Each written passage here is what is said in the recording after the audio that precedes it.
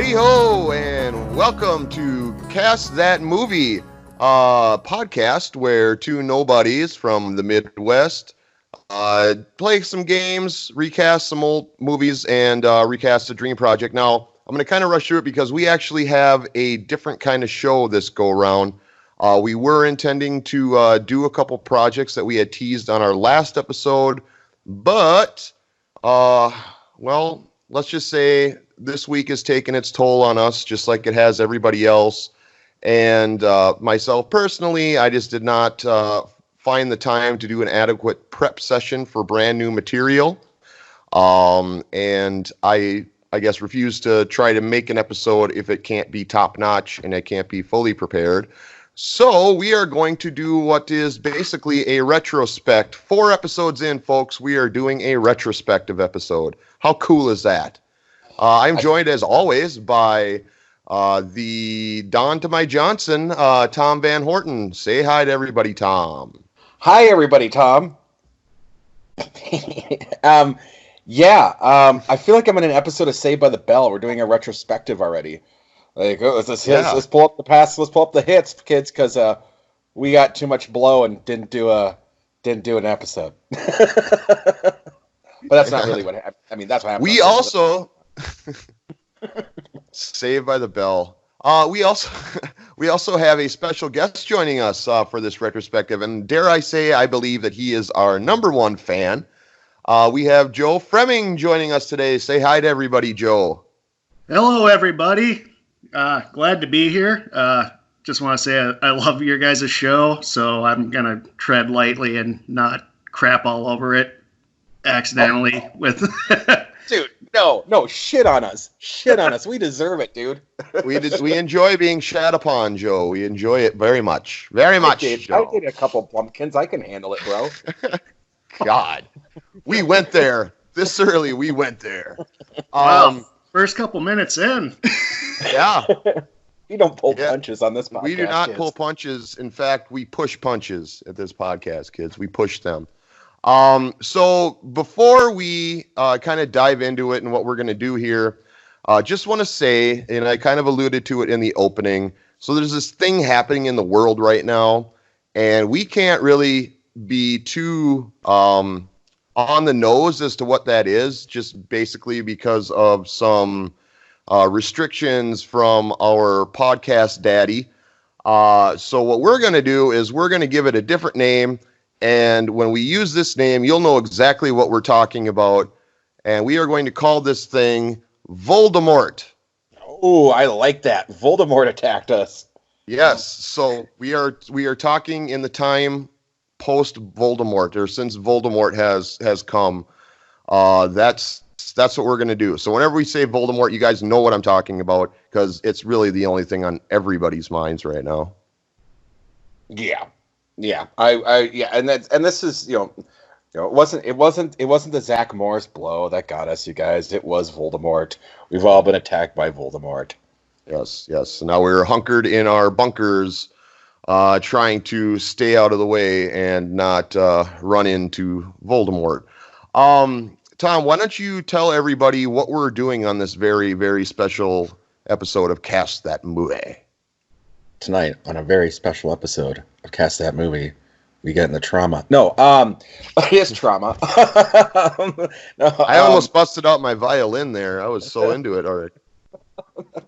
We're going to go back through and talk about more of what plagued these movies, because something that we've kind of said throughout the podcast is, we understand that it's really not the actors' faults for a lot of these things. Now, I will go more in depth with some of these things and how they were the actors' faults in certain cases, but ultimately there's a lot of things that go into making a movie, and Joe and I know that firsthand. Mm-hmm. And so when we go through the beginnings and I kind of explain a little bit about what the turmoil was, I am tip of the iceberging it.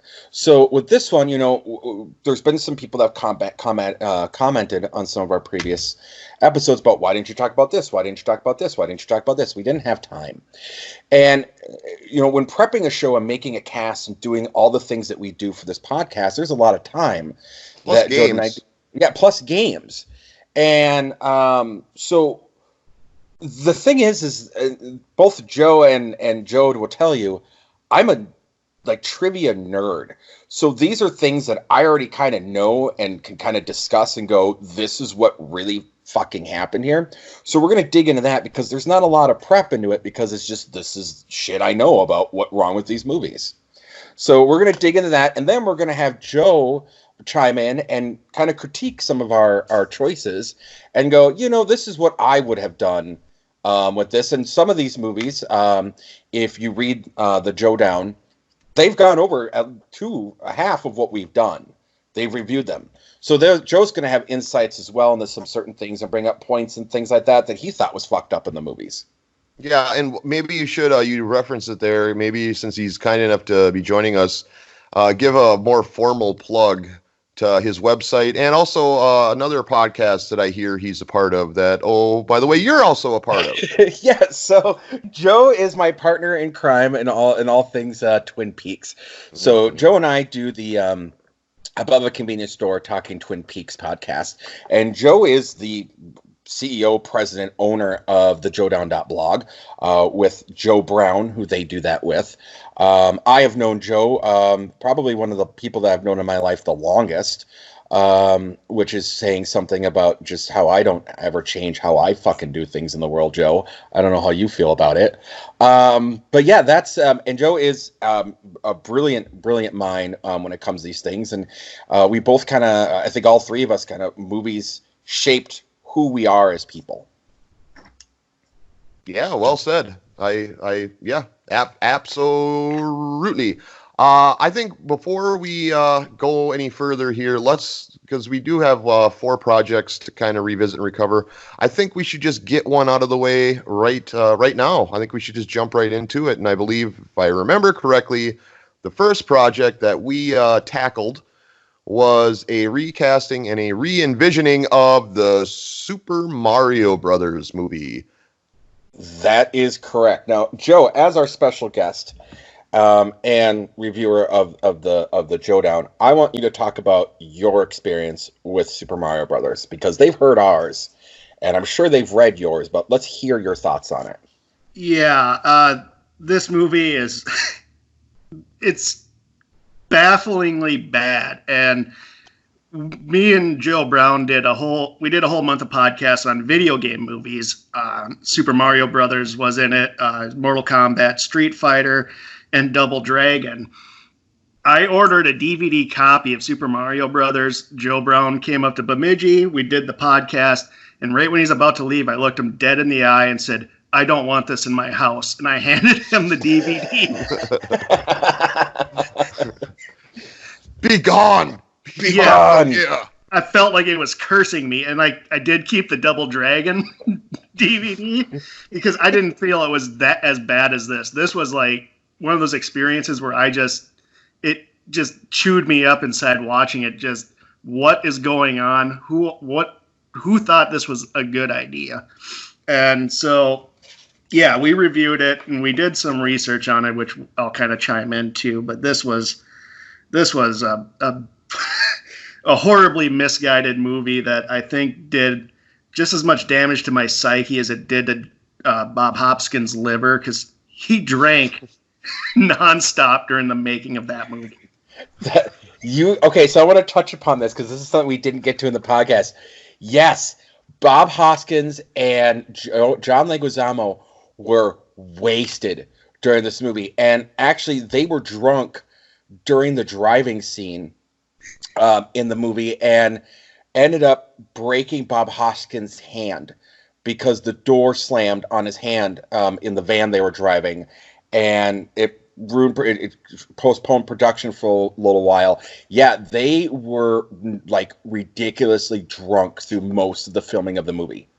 Can I jump in here? Mm-hmm.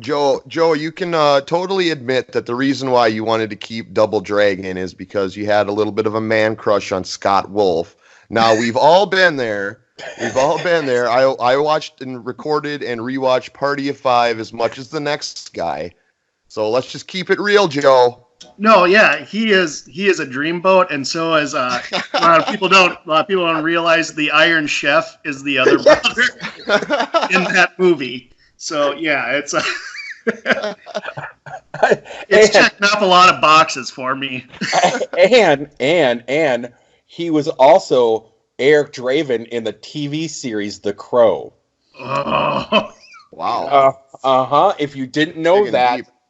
that's a deep cut right there. I'm probably the only person on the planet that watched every episode of that show. Iron Chef was The American Iron Chef. Yes, the American Iron Chef. So in Iron Chef lore, he is the nephew of the president of the Iron Chef. So that's why he always says, "In the words of my uncle, Olive Cuisine." And that's him. He's not really that. That's Robert Damascus, who was the brother in Double Dragon. Wow. Mm-hmm. That's a Where Are They Now? That's our Where Are They Now for this episode. Fucking that guy. Yeah, because we are not playing games. We are not playing games this episode. We should put that out right now. We want to give these projects their due diligence, but the games will return when we return to our regular format. So, all right. So yeah, I mean, it was a shit show. Joe, I'm curious. I don't know if we can certainly refresh your memory. Any of our picks that jumped out for you for better or worse for a recasting? It's been a while since I listened to it, so could you guys give me a brief refresher? Oh yeah. On what your picks were for this? I listened to it, but again, it's been a while. So. Yeah, Thom, I'm gonna let you start. Oh fuck! You're gonna put this on me? Shit! I didn't prep this for notes, Joad. Let me think here. Oh my god. Okay, so for mine, Mario, I had Danny DeVito. Yep. The ones that stick out. I had Ralph Macchio as my Luigi. My God. Joe, refresh me. Who did you have for your Mario and Luigi? I had character actor Oliver Platt for my Mario. That would have been his. Yeah, it would have been his big breakout role. And you would have had fucking, was it Travolta as Luigi? Was that right, you fuckface? Oh yeah. Yeah, I came out swinging, and I in retrospect, not too proud. You certainly let me hear it during the recording of that episode. But yes, I did take John Travolta. I don't know what led me there. It was our first show.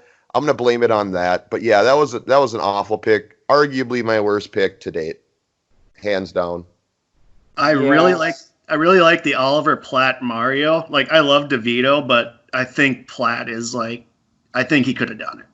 I think he could have done it. I think when I see Danny DeVito, I don't see him as a character. I just see he's like Nicholson to me. It's just Danny DeVito. So I like the Platt choice myself. All right. What do you think of our Luigis? Oh, I'm going to go with Travolta.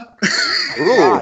Because the JOE-DOWN, we have he's the unofficial mascot of the JOE-DOWN. We've watched so many Travolta movies. Like, our first time it really gelled for us was when we watched Urban Cowboy.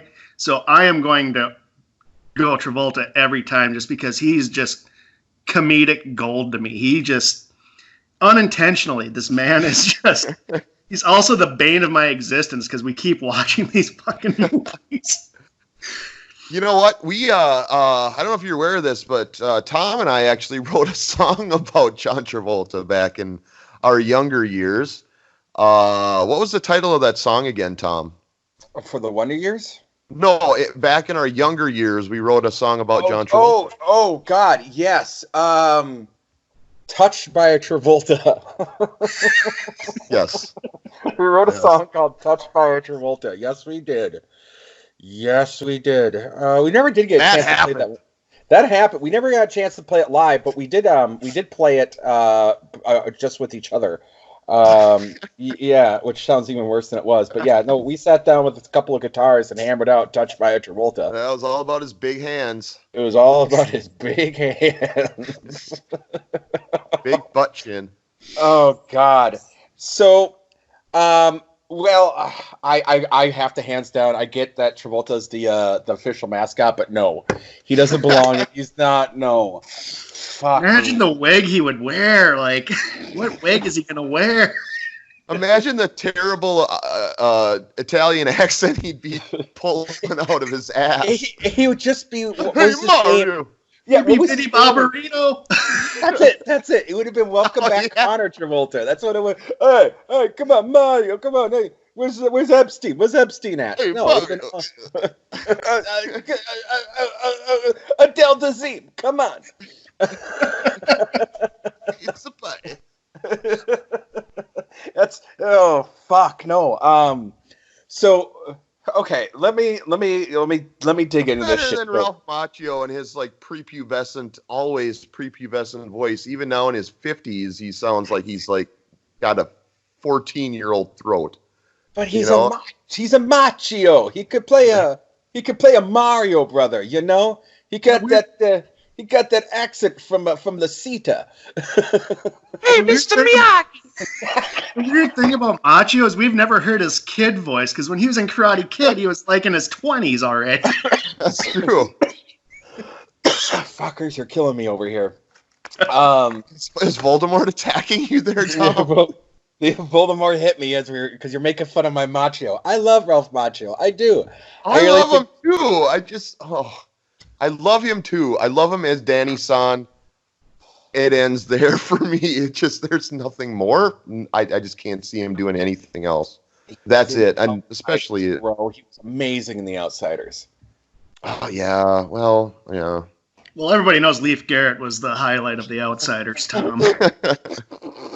Shit. Is that pre or post when he killed his friend? Oh, Jesus. No, he just crippled the guy. The guy was in the wheelchair. I'm sorry. Yeah, he made a quad. I forgot. My apologies. Sorry, Leif, if you're listening. Is it? It's Leaf. I always thought it was Leaf. No, it's Leif. It's Leif Garrett. That was a Liev Schreiber joke. That's sorry. It's been a while since I watched Wolverine. It's too late in the night. Yes. But we digress. Let me get to what this shit show was, because I talked a little bit about it. So there was a lot of people that wanted to do the Mario movie, and Nintendo just kept saying no. I brought that up. Well, Roland Jaffe had a production company called Leitmotiv, and he went out to Nintendo and met with the president, Hiroshi Yamauchi, and presented him with this script. And a month after their meeting, Nintendo was like, we want to do this movie. And, they were totally interested in it, and they gave him, he left with a $2 million contract to give temporary control to the Mario character. And the deal was Nintendo was going to retain the purchasing rights. So they were going to say, okay, we're not going to get any profit from the movie. Our deal is we want the profit of the toys, because Nintendo knew they could sell on this. And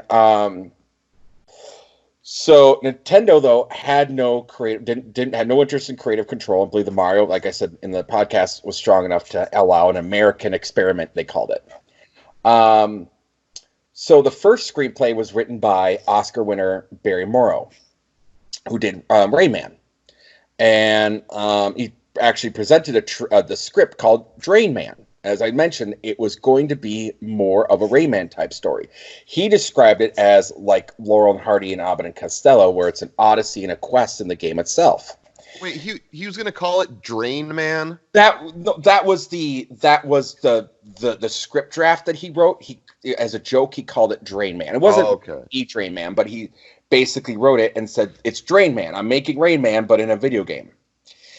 And then these two screenwriters were next brought in to give it a more traditional adaptation. And they wanted it to be more like Wizard of Oz. And what they described later is they said, essentially, we did what Shrek did. Is we knew it had to be about the brothers, or the relationship, and the emotional through line would be about the brothers. Well, they brought in Greg Beeman, who did License to Drive, which isn't really a wonderful reference to it, but he was going to direct. But then a movie of his came out called Mom and Dad Save the World, and that was a flop. So the producers said no. Then they wanted Harold Ramis to direct it. And Harold Ramis, but he declined, even though he was a fan of the video game. It's basically saying, I didn't know what to do with it. So then Joffrey's shitting himself.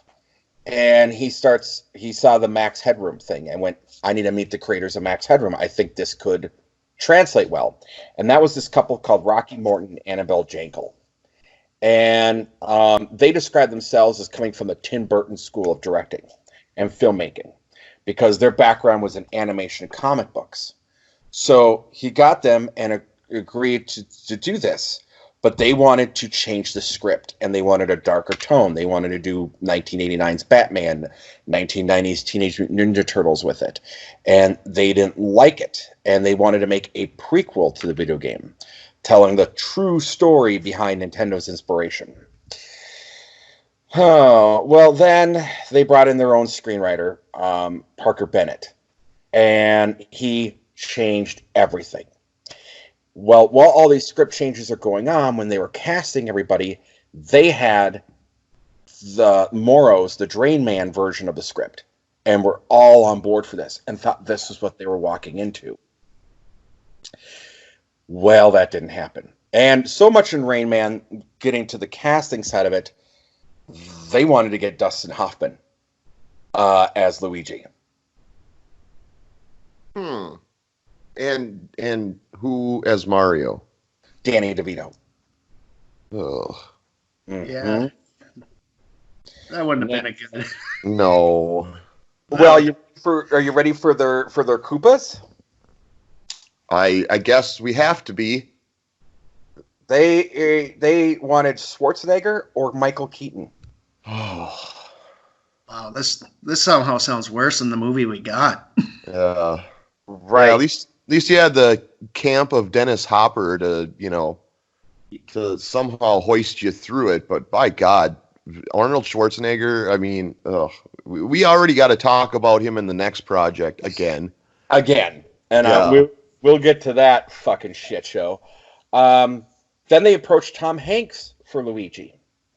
And Tom Hanks was in, but then he had that giant run of the box office and was like, you guys can't afford me anymore. So they didn't do it. So they landed on Hoskins and Leguizamo. I got an Oscar now. You can't afford me. Pretty much. Hoskins didn't want to do it. Hoskins said, and a quote in an interview, I done Roger Rabbit. I done Hook. I didn't want to become fucking Dick Van Dyke. I love Bob Hoskins. Yeah, poor Dick Van Dyke, though. Kind of a cheap shot. It's kind of a cheap shot, but is he wrong? And he wondered how he was going to prepare for the role, saying, I'm in the right shape. I got a mustache. I worked as a plumber's apprentice for about 3 weeks, and I have a set of plumber boots with a blowtorch. I could do this movie. Jesus. But Leguizamo, he said the reason why he got involved was, I liked the script. It was adventure and action. You always see a lot of Italians playing Latin people, like Al Pacino did in Scarface. Now it was my turn.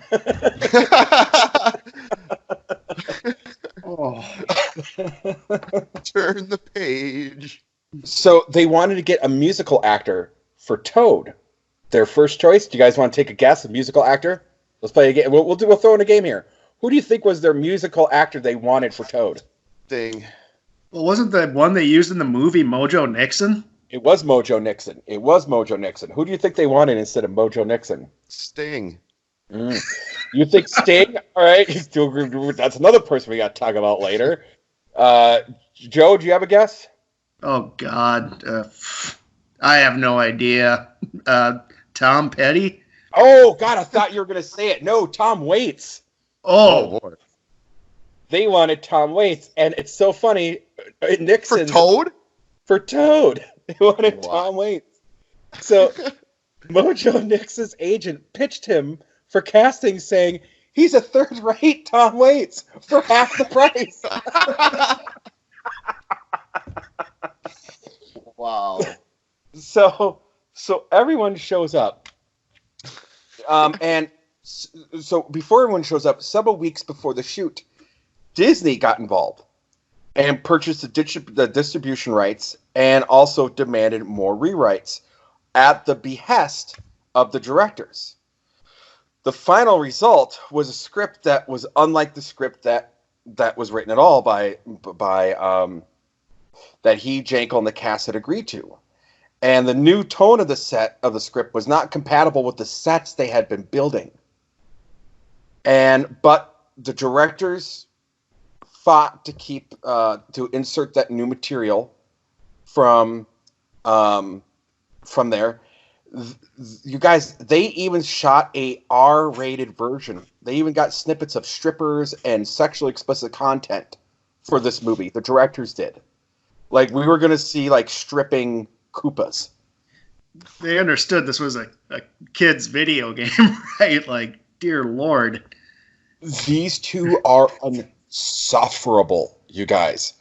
I made the comment, we talked a little bit about the podcast, but I didn't go into it. These guys ruled with an iron fist on set. They were horrible, to the point where in the dinosaur scene where we talked about this in the podcast, an extra's in a suit and he has coffee, and rather than giving it to him at room temperature, being fucking smart about it, they gave this guy hot coffee for reality, as he can't drink it in the dinosaur suit.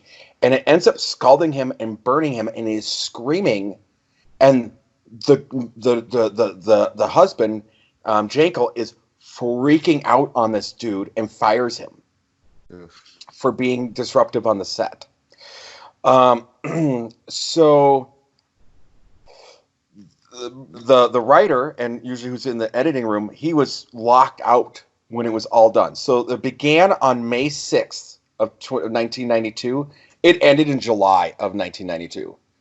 And people, like, it was a mess. They wanted to just get through it, get the hell done. Everyone wanted to be out of there.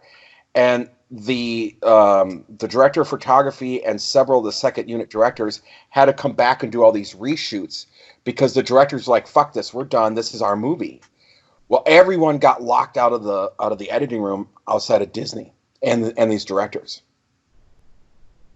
It was a shit show. It was an absolute shit show, you guys. Bob Hoskins, in a 2017 interview, said, "It's the worst movie I've ever done. The whole experience was a nightmare." And he was asked by The Guardian, "What's the worst job you've done? What is your biggest disappointment? If you could edit your past, what would you change?" His answer to all three was Super Mario Brothers. Hat trick. Yeah, hat trick.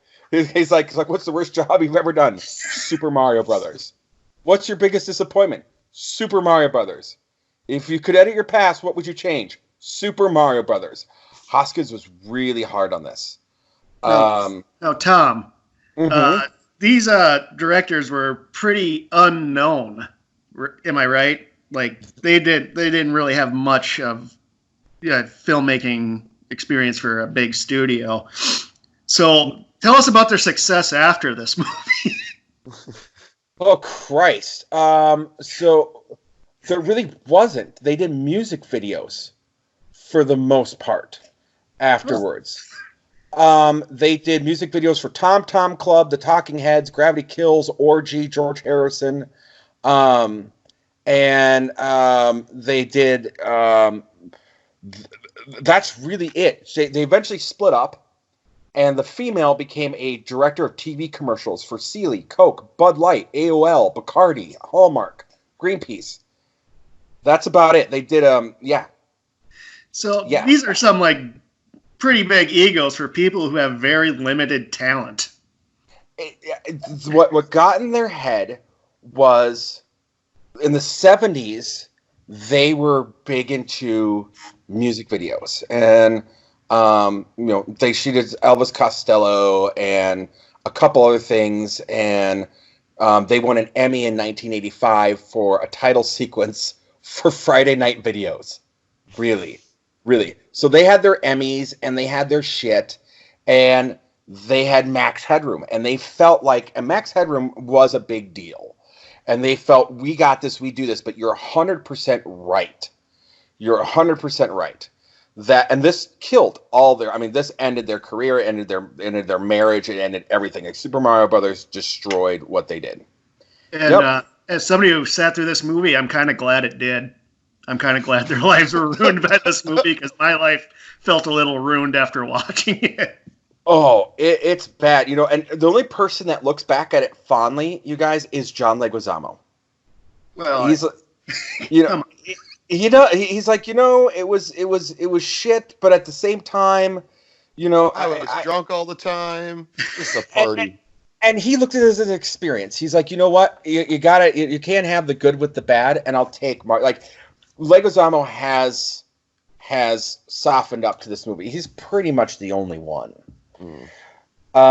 So yeah, when it was released, this movie got slammed. Michael Wilmington of the Los Angeles Times said it's a movie split in two. Wildly accomplished on one level, wildly deficient on another. He said it was ultimately the poor writing. And, Morton for years tried, and still to this day tries to defend the writing and what they were trying to do, and blames the budget for why it didn't do well. Excuses. A bad budget doesn't equal a bad script. That's no. Yeah, no shit. Look at Clerks. They made that thing for like $5. Reservoir Dogs. Yeah. Same thing. Yeah. For like $14. You guys want to hear something really funny? Always. Despite how bad this was, Super Mario Brothers was one of 4 Disney-related films under consideration for Best Visual Effects in the 66 Academy Awards. That doesn't. The visual effects were so god awful back in those days, and that was right around Jurassic Park, right? When that kind of like people are like, oh my god, visual effects can look amazing actually, because everything prior to that was crap. So the visual effects Oscar pre-Jurassic Park, I would say was a joke. So that I don't know. That doesn't impress me at all, and it also doesn't surprise me. Mm-hmm. So real quick, I'm going to get into some lines here before we end this, just some great things that that people that were involved with the movie have said over the years. My favorite is Dennis Hopper. It was a nightmare, very honestly, that movie. It was a husband and wife directing team who were both control freaks and who wouldn't talk before they made decisions.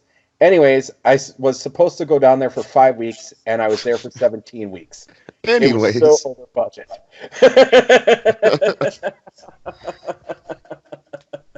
So, yeah. And the co-director, Morton, the husband, reflected in the movie in 2016 as a harrowing experience, saying he felt uneasy, quote, uneasy being put in the position of having to defend a new script. In addition, working with Dennis Hopper was really, really hard. Really hard. I don't think Dennis Hopper had a clue what was going on. Probably not. Probably not. Probably not. So, yeah. Jaffe, the end of the story, Jaffe never heard what Nintendo thought of the finished project. They never phoned up to complain. They were very nice.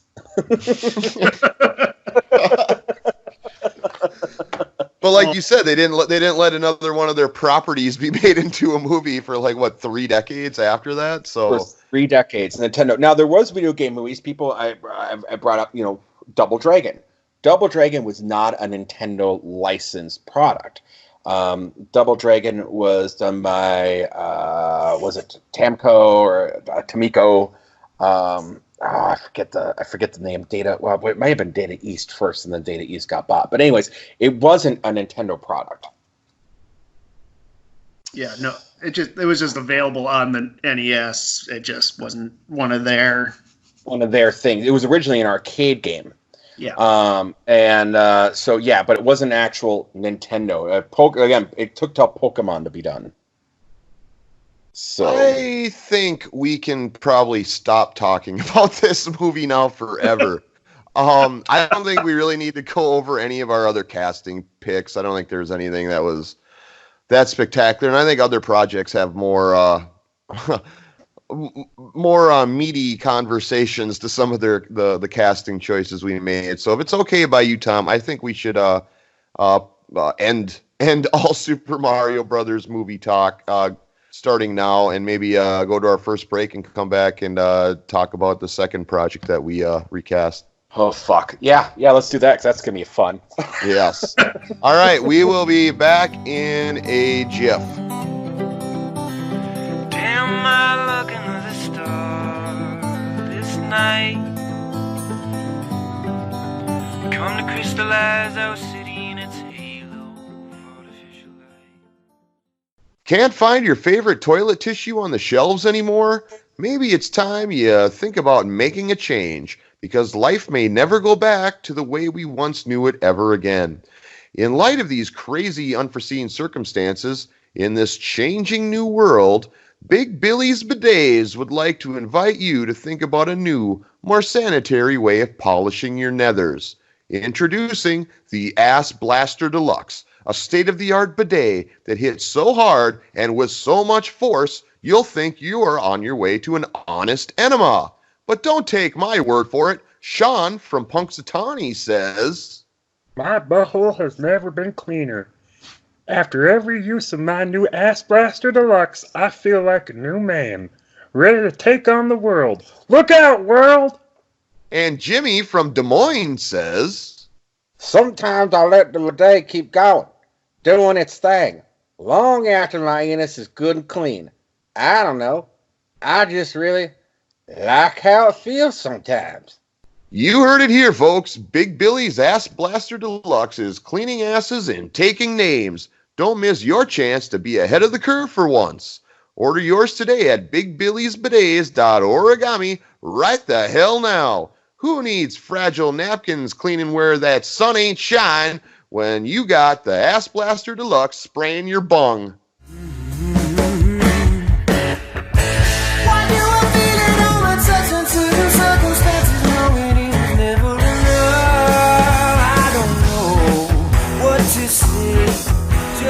And welcome back to Cast That Movie, and we are doing a little bit of a retrospective episode this go around, and we just spent a good amount of time talking about the Super Mario Brothers movie at our own peril, and we are now moving on to the second film that we recast and re-envisioned in our second episode, coincidentally. Batman and Robin, the infamous Batman and Robin.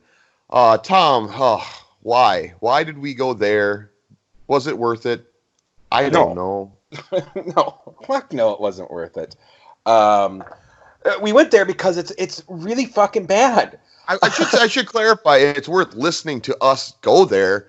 I don't want to give the wrong impression, but like, was it worth our, the price to our psyches for us to go there was my question. And I agree. Absolutely fucking not. It was fucking awful. Now, Joe, I'm going to ask you, what's your take on Batman and Robin? I don't believe this is one that you guys have done at the Joe Down yet, which you should maybe do. What's your take on Batman and Robin? Do you remember it at all? Yeah. The Joe Down, we did Batman Forever, which is kind of like, leans into the Schumacher era of the Batman movies. I tried watching it when it came out, and I couldn't make it beyond 20 minutes.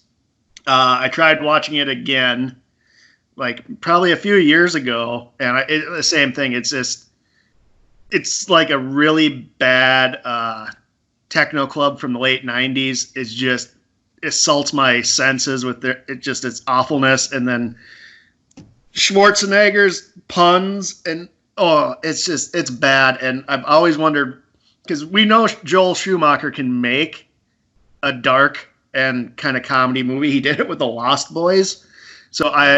But he comes out with these two Batman movies that are just, to me, they're just, even in hindsight, there's not much to me to like look back and think fondly of them. I just think back with like disdain and disgust. because they're just bad. And Batman Have an ice day. Yeah. Have an ice day.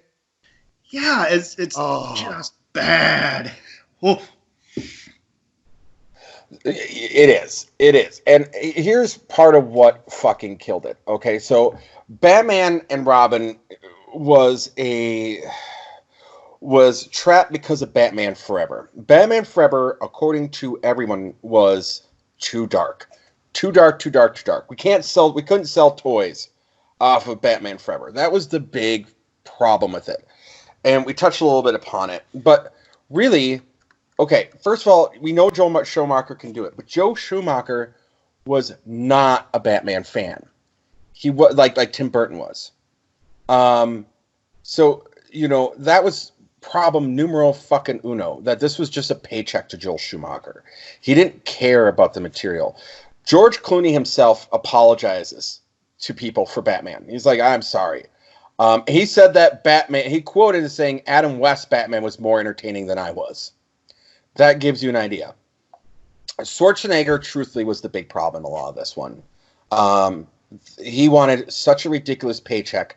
Chris O'Donnell, we didn't talk about this in the podcast, but Chris O'Donnell talked about it later in an interview, that despite hanging out with Schwarzenegger, offset, and during the promotion of the film, they never worked a single day together on set.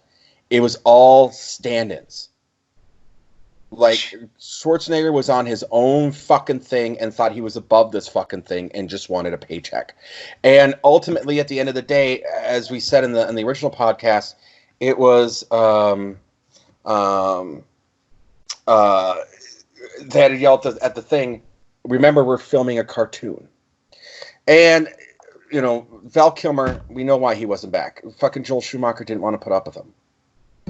And Chris O'Donnell never should have been Robin. We could go on and on about this, but really, I think this is something that we should really dig into, because there is a movie I want to recast down the road. News to you, Joad, is Island of Dr. Moreau. Oh. And I want to recast that, and I think we can really dig into what pieces of shit Brando were and Val Kilmer were at that time. So I don't want to give too much away on this, but really, with this particular one, you guys, there isn't much I can say that wasn't said in the original podcast. Yeah.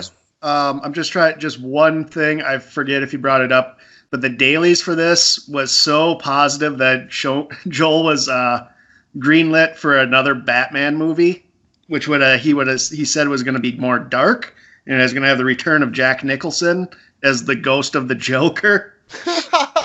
Holy fuck! Yeah, it was called Batman Unleashed, I believe, and it after this tanked in the theaters, it was killed, and for years Schumacher kept going back to Warner Brothers. He wanted to do Batman Year One, and they kept saying no. He wanted to do more of the Frank Miller stuff. Warner Brothers just kept telling him no, and then eventually we got the Chris Nolan movies, which did exactly what Schumacher wanted to do, but I think was in more capable hands. Fuck. No, Schumacher, no. You made Batman lame somehow. Go away, Schumacher. How were the dailies positive? What the fuck is that? Yeah, the dailies were super positive that he was greenlit for in the sequel. So it was going to be Joker's daughter was going to be Harley Quinn. Scarecrow was going to be played by Jeff Goldblum. And it was going to be they were trying to get Michael Keaton back as Batman. Oh my god. Oh god, that wasn't going to fucking happen. Yeah, Hey, Batman. Hey, Batman.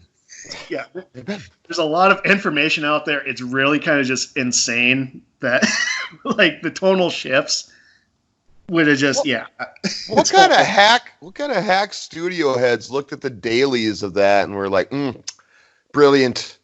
Brilliant. Make more. Let's make more, Joel Schumacher.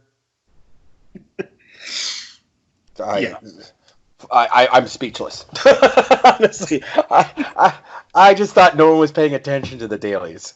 Oh, let's get through who we picked for Batman and Robin, get Joe's reaction to it. Then I say let's move on. Fuck this movie. Yeah. Okay, so for me, we'll just do the Batman and Robin. We won't go down the list of all the other casting choices we had. I had, if I remember, I had Daniel Day-Lewis as Batman / Bruce Wayne. And I had Leonardo DiCaprio, I believe, as Robin. Mm-hmm. And I had kind of more of a prestige picture. Who I can't think offhand who I had for a director. Well, whatever, whatever. That's my Batman and Robin. Who did you have again? I believe I had Tim Roth and Jared Leto. Oh yeah. Outside of the box on the Batman pick. Yeah, we debated that long and hard. Yeah, and Joe, I remember my director was Oliver Stone. Oh God.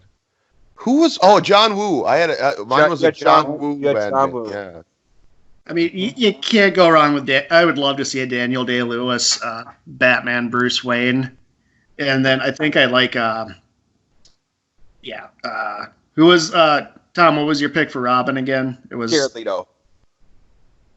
Yeah, I'm gonna do a combination between your guys' picks. I'll go with like Tom's Robin and Joad's Batman.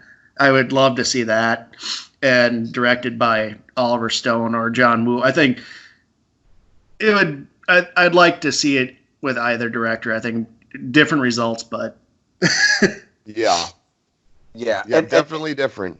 Yeah, I pictured, and I didn't say it. I should have said it in our podcast. I pictured mine as like a Natural Born Killer style Oliver Stone movie, like a Batman, but done in the style of Natural Born Killers. So an R-rated Batman. An R-rated Batman. Fuck, it worked with Nolan pretty much. They weren't R-rated. Yeah, that's true. They weren't R-rated. Anyway, yeah, let's stop. Let's stop talking about this movie. It's so bad. It's so bad. Oh my God. The last two projects we have to talk about are a lot more fun. They're just funner. And I think let's just dive in. We'll probably take a break in between the Dune talk. Because I think my guess, I'm going to go out on a limb here and assume you have a lot to talk about with Dune. So I might jump in here midway through our discussion here to cut into another ad. But Tom, why don't you help us revisit our time recasting and re-envisioning Dune? Oh boy, Dune. So Dune, there's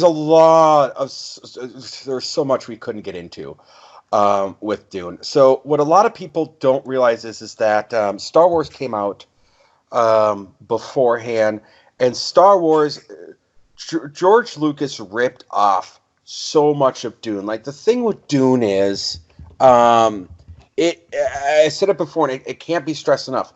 This is where modern sci-fi got most of its source material from. Like, this is the true original modern sci-fi.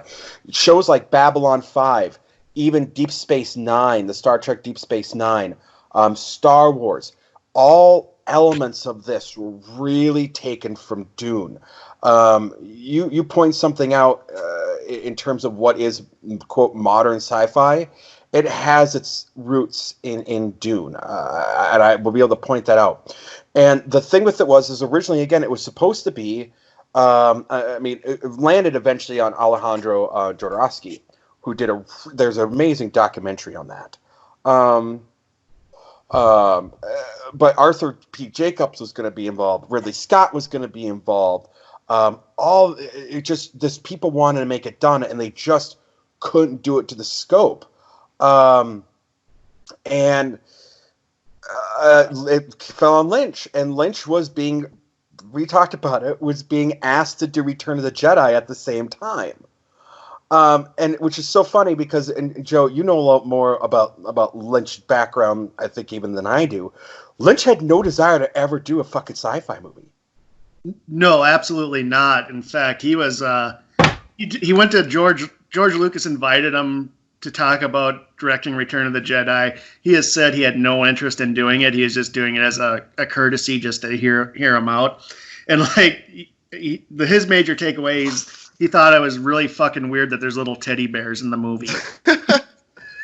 Yeah. How the balls to turn down Return of the Jedi. I mean, you know me, I'm not a Lynch bobo by any stretch, but that takes balls to turn down a Star Wars movie in 1983 or 82 or whenever it was offered. That's some brass ones, man. Oh yeah, but it's weird because this is really not Lynch's wheelhouse. He's more of an art house goon type of guy. So like having him do like and if you've read the book Dune, it's an unfilmable book for the most part. There's just so much going on. You can't. Any attempt at it is just it's a fool's errand. I'd say. It is. So this is where I know the plot of Dune, and I hinted at some of it to you in the podcast, Joad. Joe's absolutely right. I mean, this is an epic beyond epic, even the first book. And then the second book, so Sci-Fi Channel did some miniseries. And later, in like the early 2000s. And actually, I do enjoy them very much. The sequel, Children of Dune, actually takes the second Dune book and the third Dune book and combines them together because, truthfully, that second Dune book is literally unfilmable. You can't make a movie out of that second Dune book because there's so much meta going on and so much deconstruction of the first movie. The whole thing is that Frank Herbert wanted these to be a giant epic. And the whole point of Dune actually is that Paul Muad'Dib, is not a hero. He's not a villain. He is a warning because Frank Herbert had some weird politic minds in his head. He actually disliked President Kennedy because Kennedy was this very charismatic leader and led us into the whole Cuban Missile Crisis. And he actually appreciated Nixon because Nixon pointed out that those that are in charge are not looking out for you. And that was supposed to be the whole journey of Paul Atreides, is he was this false hero. And you can't get that from the first Dune book. So the whole problem with this is you have to look at what the story of Dune's trying to tell. And there's so much of it that the way Frank Herbert writes, and to continue on why it's unfilmable, Frank Herbert purposely leaves out so many details that he wanted each person reading the book to have in their mind what each character looked like. The whole pus thing and the whole heart container thing in Dune, the heart plugs, those were not in the books. That was Lynch bringing those things in to make the Baron Harkonnen more disgusting. Mission accomplished.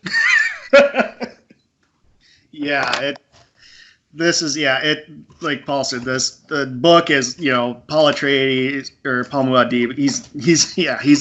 He's not the hero by the end of the second book. He's kind of he's not a good. So it's hard to have see him as the protagonist. The hero is not the hero's journey. It's not the hero's journey. And I will bring up this, if you guys can find it, watch Children of Dune. Actually watch both of them, the sci-fi ones. William Hurt is in the first one, and the second one, it's very watchable, Children of Dune, because it's where James McAvoy got his start, was playing Leto II.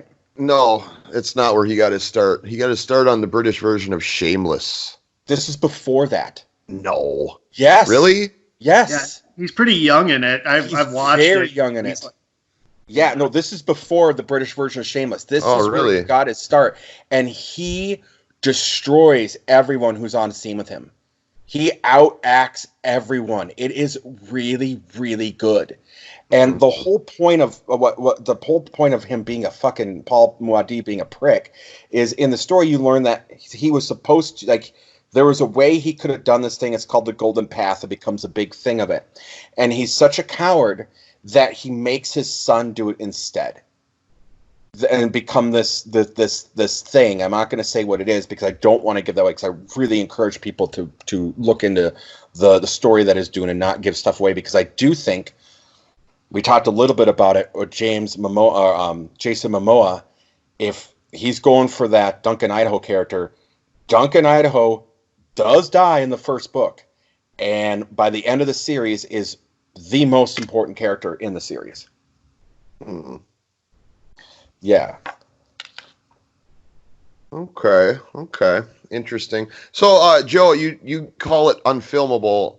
Are you we did talk about in our episode, we talked about the Dune that's currently in production. Who knows what the status is, of that right now with Voldemort. I don't know if they gotten all the principal photography done or not. I sure hope so.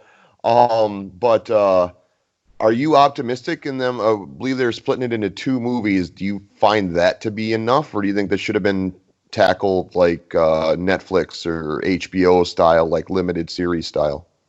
Yeah, I don't have a lot of hope for this. I mean, I like a lot of the people involved, but I think if you're going to do Dune, you might as well do it like a Game of Thrones type series where you can pace it out instead of trying, because otherwise you're going to cram so much plot. It's like what happened with Lynch's movie. It's confusing. If you've never read the book, this movie is very confusing. Yep.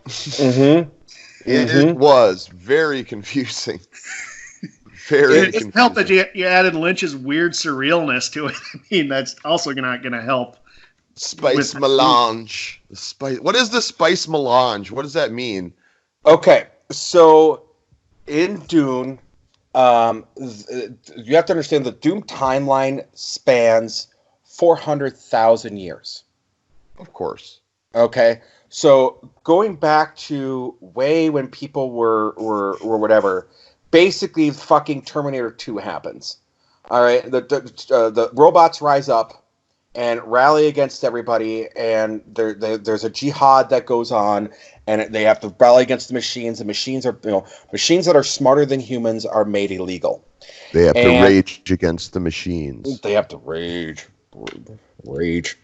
on the commode. So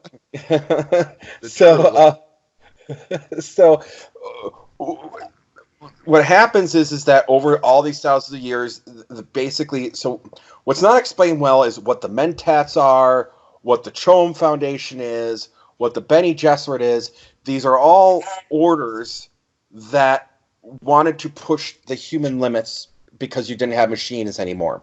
And it's very much like 2001: A Space Odyssey, where the whole story behind that is how we outgrow our tools. We become dependent on our tools, and our evolving as humanity requires us to get away from these tools. And that was very much in the 60s, 50s, 60s, and 70s mentality of as generations started to get really afraid of technology, as the older generations started to lose grasp. You're seeing it now really with like smartphones and things like that. The older generation, as they get older, start to fight the technology because it's beyond them. So a lot of the sci-fi philosophy was our technology is getting out of control. So that's kind of the general theme there. So the Mentats are an order that are train their minds to be human computers. They can compute as fast as a modern calculator.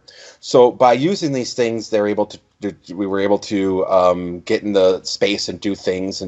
But then they found the spice melange. And what happens is that the spice is only found on this planet Arrakis because it's not the sandworm shit, which a lot of people think it is. It comes from the water that the larvae have. They've got these little things, the little sandlings. I forget what the name of them are off the top of my head. Oh, the graboids? Yeah, well, not the grab. You don't see the baby graboids, though. You don't see the baby grab. Well, yeah, you do. Oh, well, you do in. I'm getting them confused now. You do in the new versions. You don't in the old version. But that water of life that comes from that, and when that dries out, it creates these dune blasts. It creates the sand, the spice melange, and that spice creates precognition. It's a drug.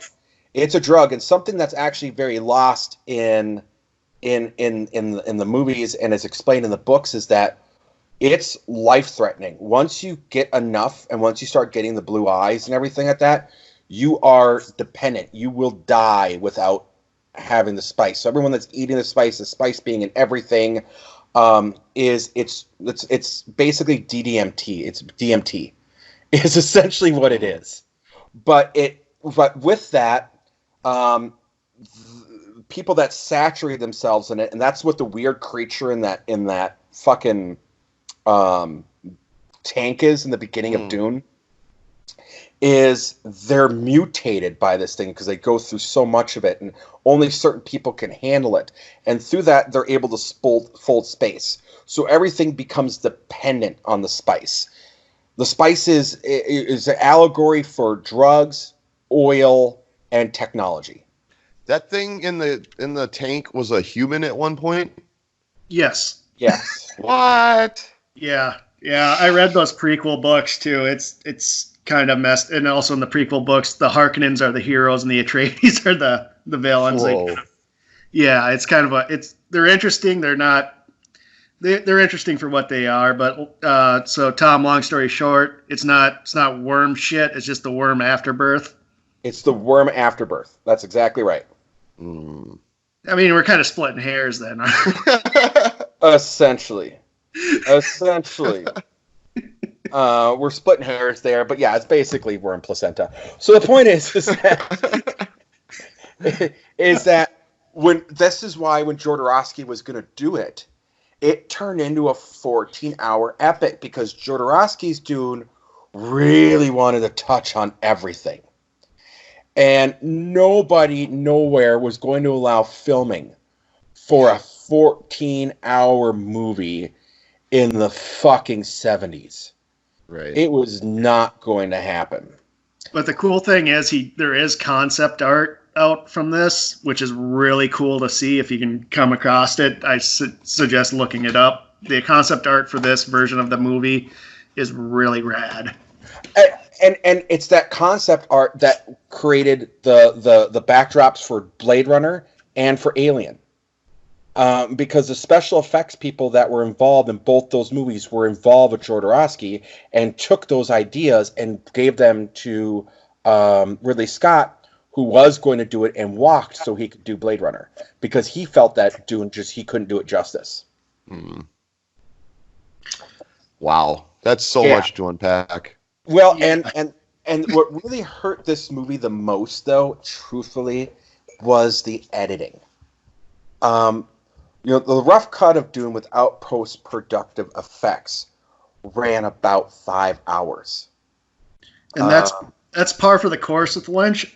Like, his first cut of Eraserhead was like 4 to 5 hours. Blue Velvet was like a 5-hour movie. He typically overshoots. He shoots stuff that he doesn't need, and then he wastes a lot of time trying to defend the kind of like the pointless stuff that doesn't really need to be in the movie. It's just, there's like, even a Fire Walk with Me, there's this whole, like, he films like almost like a mini Twin Peaks episode, and it just got cut. Like, so this is par for the course for the guy. And this movie is the number one reason why he demands final cut on everything he does now, because they butchered the hell out of it. Mm-hmm. Yeah, so his version of it was 3 hours long. And Laurinaitis and Universal expected nothing longer than 2 hours. So when it came to the editing room, Laurinaitis, his daughter, really went through and just cut everything. And that's when they added those voiceover narrations to add to what was being lost. It was... And there was the television version aired that had some of this other stuff, and Lynch went like, "Fuck this! I have nothing to do with this. Is not my movie." And that's the one most people actually seem to remember for some reason is the television version, and that's where the Alan Smithy one, because it's the extended and it mixes things and does this type of thing. Universal has tried to get Lynch to do a director's cut, and Lynch, as we've talked about, will not fucking acknowledge that he did Dune and has stopped interviews when people have brought up Dune. Right. Which is, it's funny because in his The Room to Dream book, like, everything about this movie was a pleasant experience for him. until the editing. Like the editing has just spurned him and made him so jaded about this. But like everything leading up to it, he was just like, he was happier than a pig and shit. Like he's got to do like all these like weird things. And then like edit in the editing room, it just, he won't talk about it, or he'll just politely just change the subject. All right. Well, I think we will break here. And then when we come back, how about we kind of revisit our visions for what we would have liked to have seen instead, and then maybe get Joe's reactions to those visions. Sounds good to me. Sounds good to me. All right. We will be back in a bit.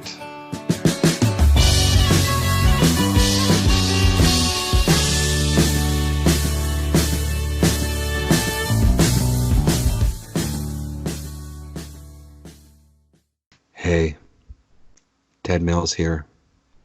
Again. Gotta keep it apart, people. Social distancing is a thing now. You should do it. You should have done it yesterday. It might be too late. So, Ted Mills Box Store is not going out of business. Despite what the naysayers naysay. We're fine.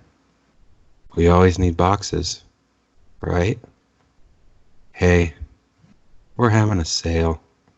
A social distancing sale. I decided to call it. Clever, huh? It's pretty good. Buy one box, get one box for free. That's 2 boxes, but you only pay for one. The other one, not so much. So, Ted Mills Box Store on Pelican Street, right next to that Dairy Queen there. You still know the one. It's the same one from before. Buildings don't move after all. Huh. I'm funny. Hey, I don't know what comes next. I'm just Ted Mills. But I do know that whatever it is, boxes will probably be involved somehow. They're always kind of there, so visit Ted Mills Box Store, please. I'll hook you up. I'm Ted Mills. Please don't get too close to me. And if the medicine makes you sicker in the morning, sicker in the mornings, like you say you need, hold on to memories. Welcome back to a very, very, very, very, very special edition of Cast That Movie, our first retrospective, because it takes giant balls to do a retrospective only on your 5th episode in. But Tom, you and I have never been accused of not having large balls. I due to police reports and lawsuits, I'm not allowed to talk about my balls anymore. All right. Anyway, we were talking Dune. But they could choke a mastiff. Go on. We were talking Dune. We kind of went back in time. Was our 3rd episode where we re-envisioned and recast Dune, the 1983, I believe, was it 83? 84. 84 David Lynch project. I think we're gonna now look to go back to our picks from that segment, and then maybe get Joe's reaction to those picks. I think for a project like this, I think who you pick as your visionary really matters a lot. So I think we should touch on that first. I remember I had the one and only Stanley Kubrick, which coincidentally you kind of referenced 2001. So yeah. I just want to point that correlation out to you there. Yeah, I know, and I went with yours.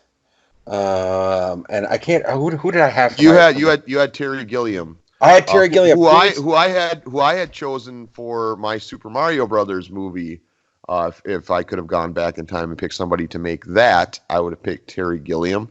And you rightly, I mean, I can't argue that he'd also be great with Dune. But yeah, I mean, I think we both agreed that my pick was superior. Joe, what do you think of those two visionaries taking over this project? Oh God, obviously you can't go wrong with Kubrick with this one, but honestly, I would also just like really love to see a Terry Gilliam Dune, just especially at this time where it's just like he's having like the Pythons kind of like cameo in his movies and shit like that. That would have been like something else. But yeah, Kubrick would have done at least. I think he would have done the story a little bit more justice. Yeah. But yeah, no, I see where you're coming from. Like he could have incorporated some of that Monty Python animation style, which I think would have been a step up, from some of the visual effects choices in the David Lynch movie. I cannot get over that box fighting thing that they did, that dance fighting box thing with him and Patrick Stewart. Like that was one of the worst visual effects that I've ever seen in a movie ever. And being that it happened, I believe within the first 10 minutes or so of the movie, it kind of, for me, set the tone. Because again, I don't come into the Dune, the mythos with any, past knowledge. I didn't read any of the books. I'm judging it for what I'm seeing. And once that happened, a judgment was made. So, and Joe, you could back me up on this or not back me up on this. This is trademark Lynch. As I said before, Lynch really, for everything that's available to him, and I think Twin Peaks: The Return really shows this, he likes that cheesy 50s, 60s special effects. Well, yeah, without a doubt. He does it in all his movies. I feel bad for Joe because I did this to Joe Brown with the Joe Down. I made him watch Blue Velvet, and it's kind of it's still the cheesy effects even in that. I mean, it's not like special effects so much as like gaggy like costumes, but it still like comes from that what he likes. So like he's not somebody like who should be helming something that's like a sci-fi masterpiece or epic, because he just loves his hokey shit. Right. Yeah, he lacks broad appeal, or he doesn't understand what appeals to the masses, and he doesn't care. I think is blatantly obvious. So, but yeah, no, I can't. I'm obviously a fan of Terry Gilliam, and I think we both had good ideas for a different vision. And I think, honestly, I know you guys love your Lynch, but I still honestly, I don't think you'll disagree with me that either of those two guys would have made a better Dune. Even if it is unfilmable, I think it would have been a better film if either Kubrick or Gilliam had done it. Yeah. Lynch's art house. He shouldn't be behind a big epic blockbuster movie by any means. Like, it's weird that he was even put in a position to do that, considering the movies he made were like before it was Elephant Man and freaking Eraserhead. Like, who watches those? Like, yep, we're gonna rival Star Wars with this guy. Yep. He's our guy. Next big sci-fi franchise goes to the director of The Elephant Man and Eraserhead, ladies and gentlemen. Bet you didn't see that coming. Yep. Well, here we go. It's happening, folks. It's happening. And it happened. And it gave us a podcast to talk about, I guess. I don't know. It confuses me to this day. I can't quite digest it. It's like that piece of bubble gum that just never passes for me. It makes me wary of all future things Dune, and that's not fair because you guys are giving me very good reason to want to maybe dig into the story of Dune and like give it a chance and put this David Lynch thing aside. It's the worst possible way to be introduced to the world of Dune. Would you guys agree with that? Oh yeah, like I'm not a big sci-fi guy, but I'll enjoy it. But I really, because the book Dune is so well written and it engages you that like it made me a fan. And again, I like more like non-sci-fi books when I'm reading. So like that, it roped me in. So I would suggest reading the book just because it's really well written, has a lot of cool ideas. This should not have ever been your introduction. No. And the thing is that I have to agree with you. The science fiction is a backdrop to the story, and that's what really good sci-fi is. You know, when you look at what has become of modern sci-fi, it's it's because of what we can do now in special effects, better than boxes. Sorry, Ted Mills, but it's Hey. it's where go back to your whole Ted. It's kind of reversed itself. It's now they want to create what the technology is and build a story and force a story into that. Whereas really good sci-fi works where the sci-fi is the MacGuffins that are and the settings that are telling a great story, and that's what's lost in good sci-fi. So, Tom, is there any other sci-fi movies you'd like to put the cast of Airwolf in like you did with this one? That's you totally deserve to He got you there. You did. I have no defense for that. I didn't realize that when I picked Jan Michael Vincent and Ernest Borgnine, that my subconscious love of all that is Airwolf came out in Dune. And I should have been called out on that. I'm glad you called me out on that. I casted fucking Airwolf in Dune, you guys. Yeah, it was jarring. I was listening to it and I was just like, Jan Michael Vincent and Ernest Borgnine? Like, how much Dune is Tom or how much Airwolf is Tom watching right now? It's on. I think it's on Prime. I think it's what I watch it on now. To be fair, though, I also picked Ernest Borgnine for Baron Harkonnen, right? That's who we picked him for. And my reasoning was just Ernest Borgnine just, emits just disgusting grossness. And before people get upset by that because, I'm, body shaming him or whatever, remember, this is the guy who said he walked out of Brokeback Mountain because he found it to be absolutely disgusting. So there's no love lost between me and Ernest Borgnine. He's, he lived and died a homophobe. So, I'm going to call him a big, fat, disgusting pig and cast him in the most gross role that I can think of. And that's just going to happen. Silence. Everybody. I don't know. I went talking about this. No, you're absolutely right. Now,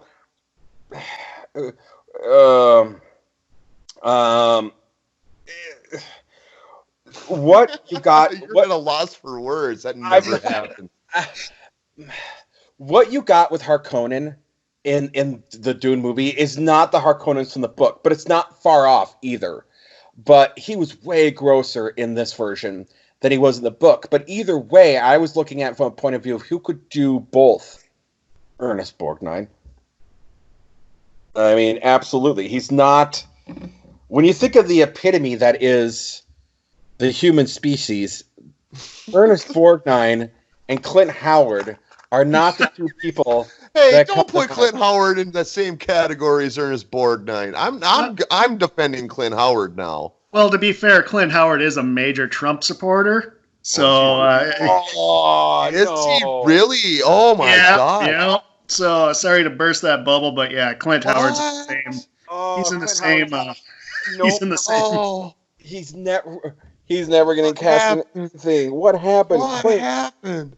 What happened? What happened?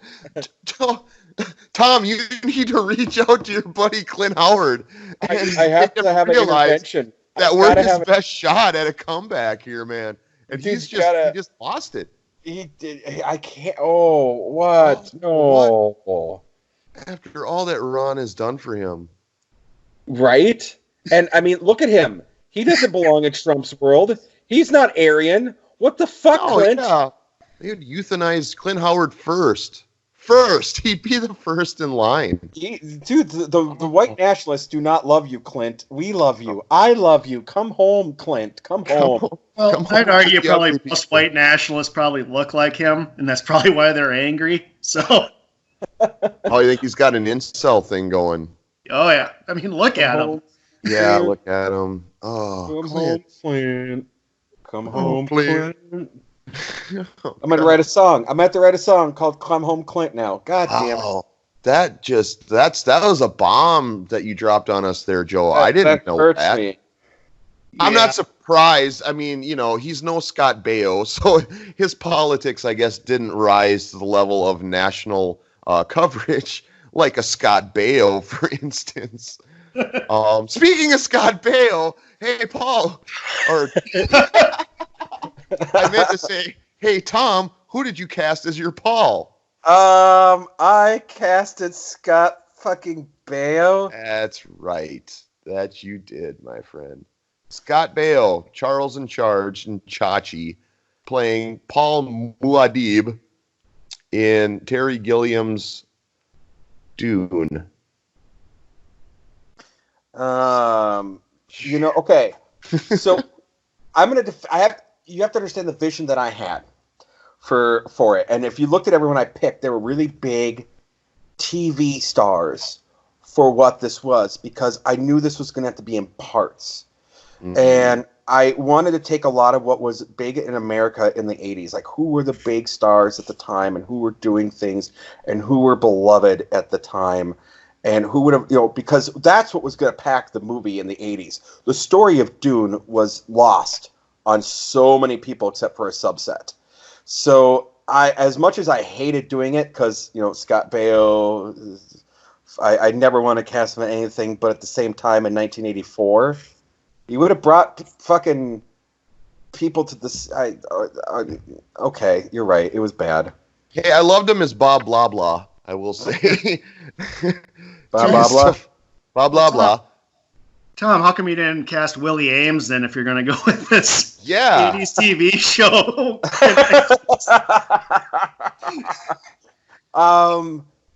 Because I wasn't the. What about Buddy?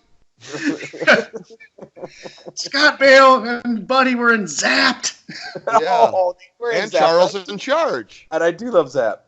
What was his name? Buddy Lipschitz Buddy Lipskin. What was his name in Charles in Charge? Scott Willie Ames.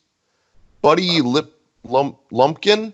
Blumpkin. I can't remember. I don't remember.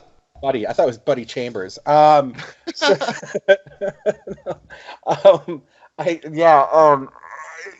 In retrospect, I really can't defend a lot of the Scott Baio pick. That was just a Hollywood cash grab. I have to fault myself, and I would argue with that point. Let's go with Chachi. He's gonna put butts in the seats, huh? Let's have him helm a sci-fi epic. Well, sure. I get, knowing what you were aiming for and the surrounding cast that you had around him. I'm not going to say it didn't make sense. I just, I think it's a little bit like with the Travolta thing with me. You could never endorse that. I just can't endorse Scott Baio in any way, shape, or form. But I'm not going to say it doesn't make sense with your other casting choices and what you were trying to do. That being said, my pick was a yet to break out, but currently he was acting at the time in BBC projects. Gary Oldman, looking for his big break, and I just kind of pictured pairing him with the one and only Stanley Kubrick, who's known to give some actors, namely the guy who I picked for my Paul's daddy, Malcolm McDowell, his big break. So, we kind of went with our themes, and your pick was not against your theme. I just liked mine better. I'm sorry, man. I just did. Sorry, Tom. You really shit the bed on this one. You're allowed to say I shit the bed, because I did. I did. You got Ernest Borgnine right, though. I'll give you that one. Borgnine. I support that pick. Yeah, I got that one right. I do think I got the girls right. That we did. I liked your Victoria Principal. I liked your Victoria Principal pick, actually. Like, the more I thought about it afterward, I'm like, yeah, why not? Sure. For what you were trying to do, it would work, absolutely. Yeah. You could have picked way worse than her, for sure. Yeah, absolutely. And I didn't like your Heather Locklear. You did or didn't? Did not. Did not. Yeah. What the fuck? Do you think that's a Cheney? Are you fucking serious right now, dude? I get she's half Native American, but dude, she's a dumb blonde white bitch. Sorry, guys. Hot take. No, I think I was trying to be provocative there in my pick, and like, I'm going to draw this out and be like, you'll never guess she's part Native American, and hey, this clan of people on the sand planet are all going to be played by Native Americans, and the most popular among them will be Heather Locklear. Yeah, that was a pretty pretentious choice. I'll give you that. It was very pretentious, actually.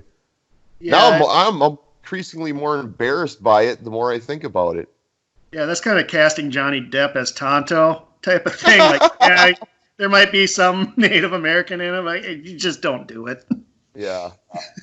Fair enough. But how about our fade picks, though? I think this is one where we were both kind of thinking in the same direction. We already mentioned you picked Jan Michael Vincent for fade, right? I did. And I was right there with you. I picked William Zabka, 80s bad boy, Johnny from Karate Kid himself, William Zabka. And I think I gave you that one, but I think that's kind of a wash because we really were fishing from the same pond there.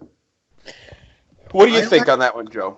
I like Zabka better, just because he's. I feel like he's a better antagonist. I mean, he's like a one-note character actor. I mean, like you guys mentioned, like with the Cobra Kai show, it's just he plays one guy and that doesn't have a lot of range, but I think that range would at least work for this villain. I would say he's more of a quarter note actor. Yes. I think he could have done. I think he could have done more than what he did. I'm going to give him more credit than you guys are. I think so. Have you watched Cobra Kai, the show? Mm-hmm. I watched the first episode. Honestly, I hated it. I have a really hard time with these.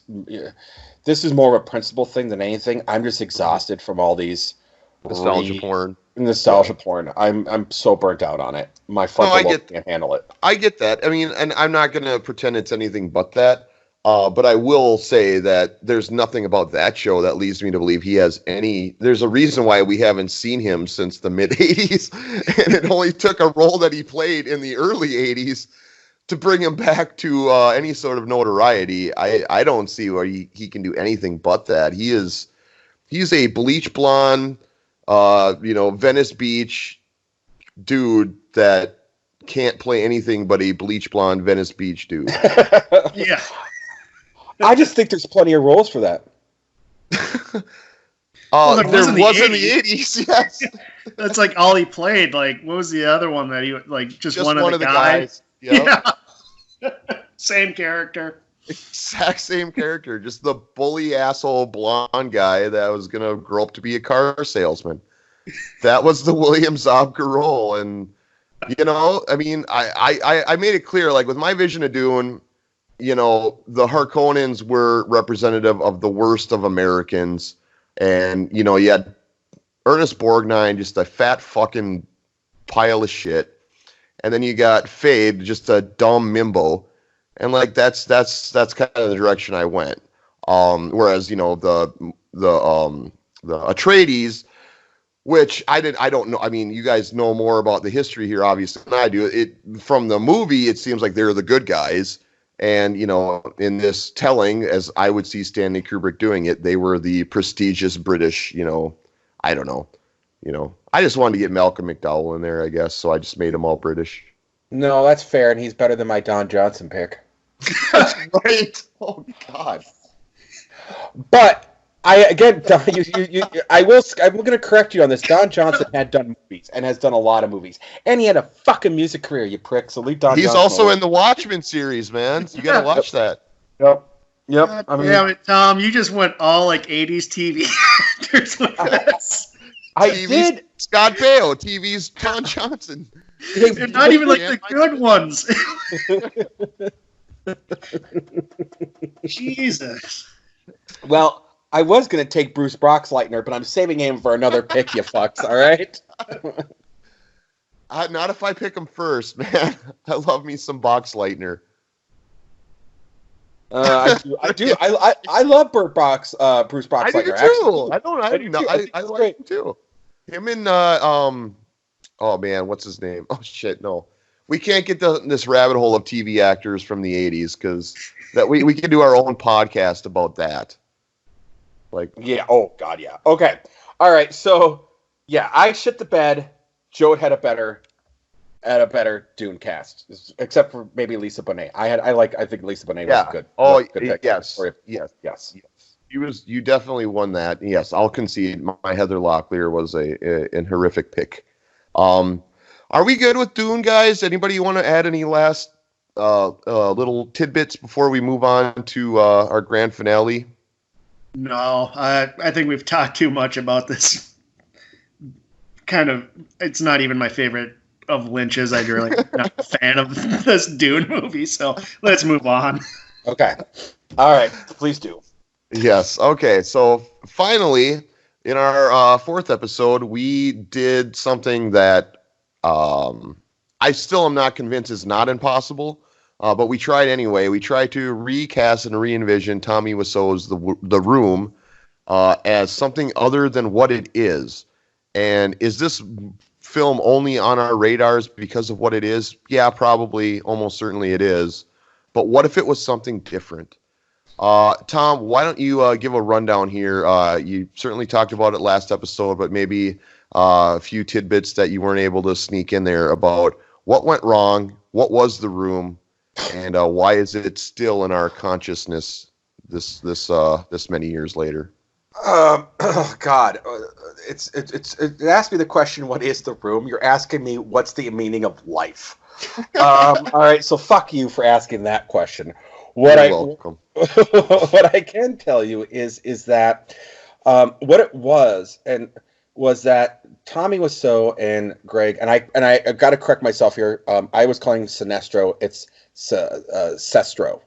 Greg Sestro. That was Sestero, wasn't it? Oh, Cicero. Yeah. Yes. I'm gonna call him Cicero. Yeah, I'm just gonna call him fucking. We'll all have our wrong way of pronouncing his name. That's how much he means to us. You know I what? love Gary Serpico. You know. There we go. There we go. I'm gonna call him what I'm pretty sure he got called all throughout high school, which was G-Spot. So G-Spot. So Tommy Wiseau and G-Spot are doing film classes and plays and things together, and Tommy wanted to be really a play guy, or that's really where he wanted to do it, because he did not foresee himself doing these things. And theater. Well, G-Spot got the role for fucking Retro Puppet Master. And that's left out of the thing. And that is what put off this jealousy thing of Tommy.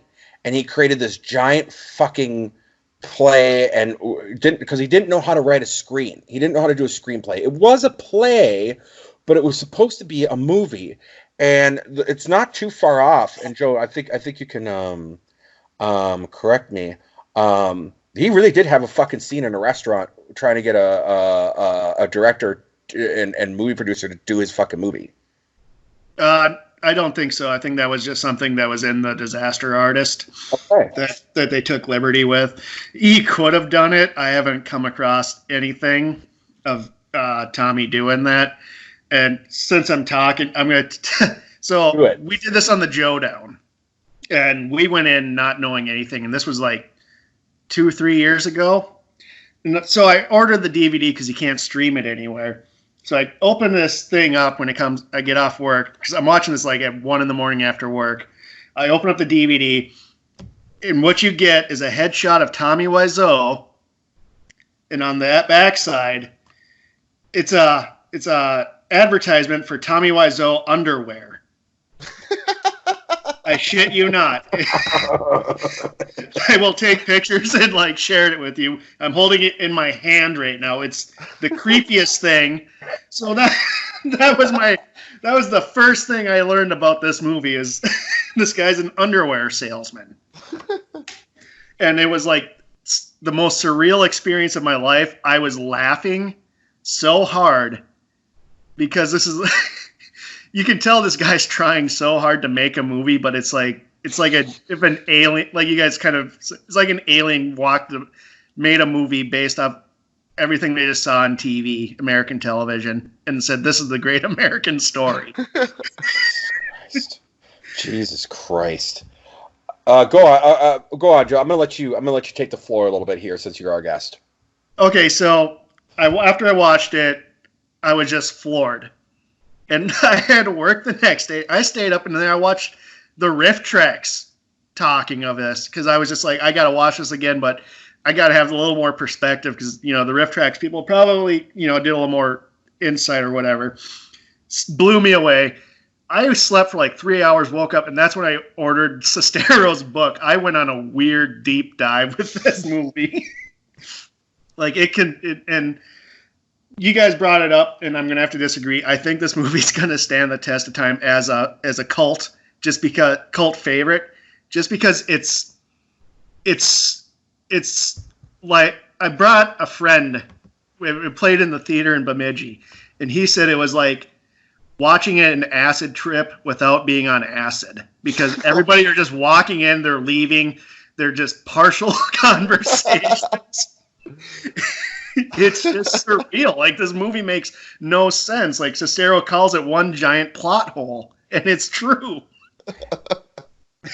It is. And one of the things we didn't get into, I think, in our podcast, and Joe, feel free to chime in here at any point, was the character Denny. And because what was Denny, right? And the whole thing is that Denny?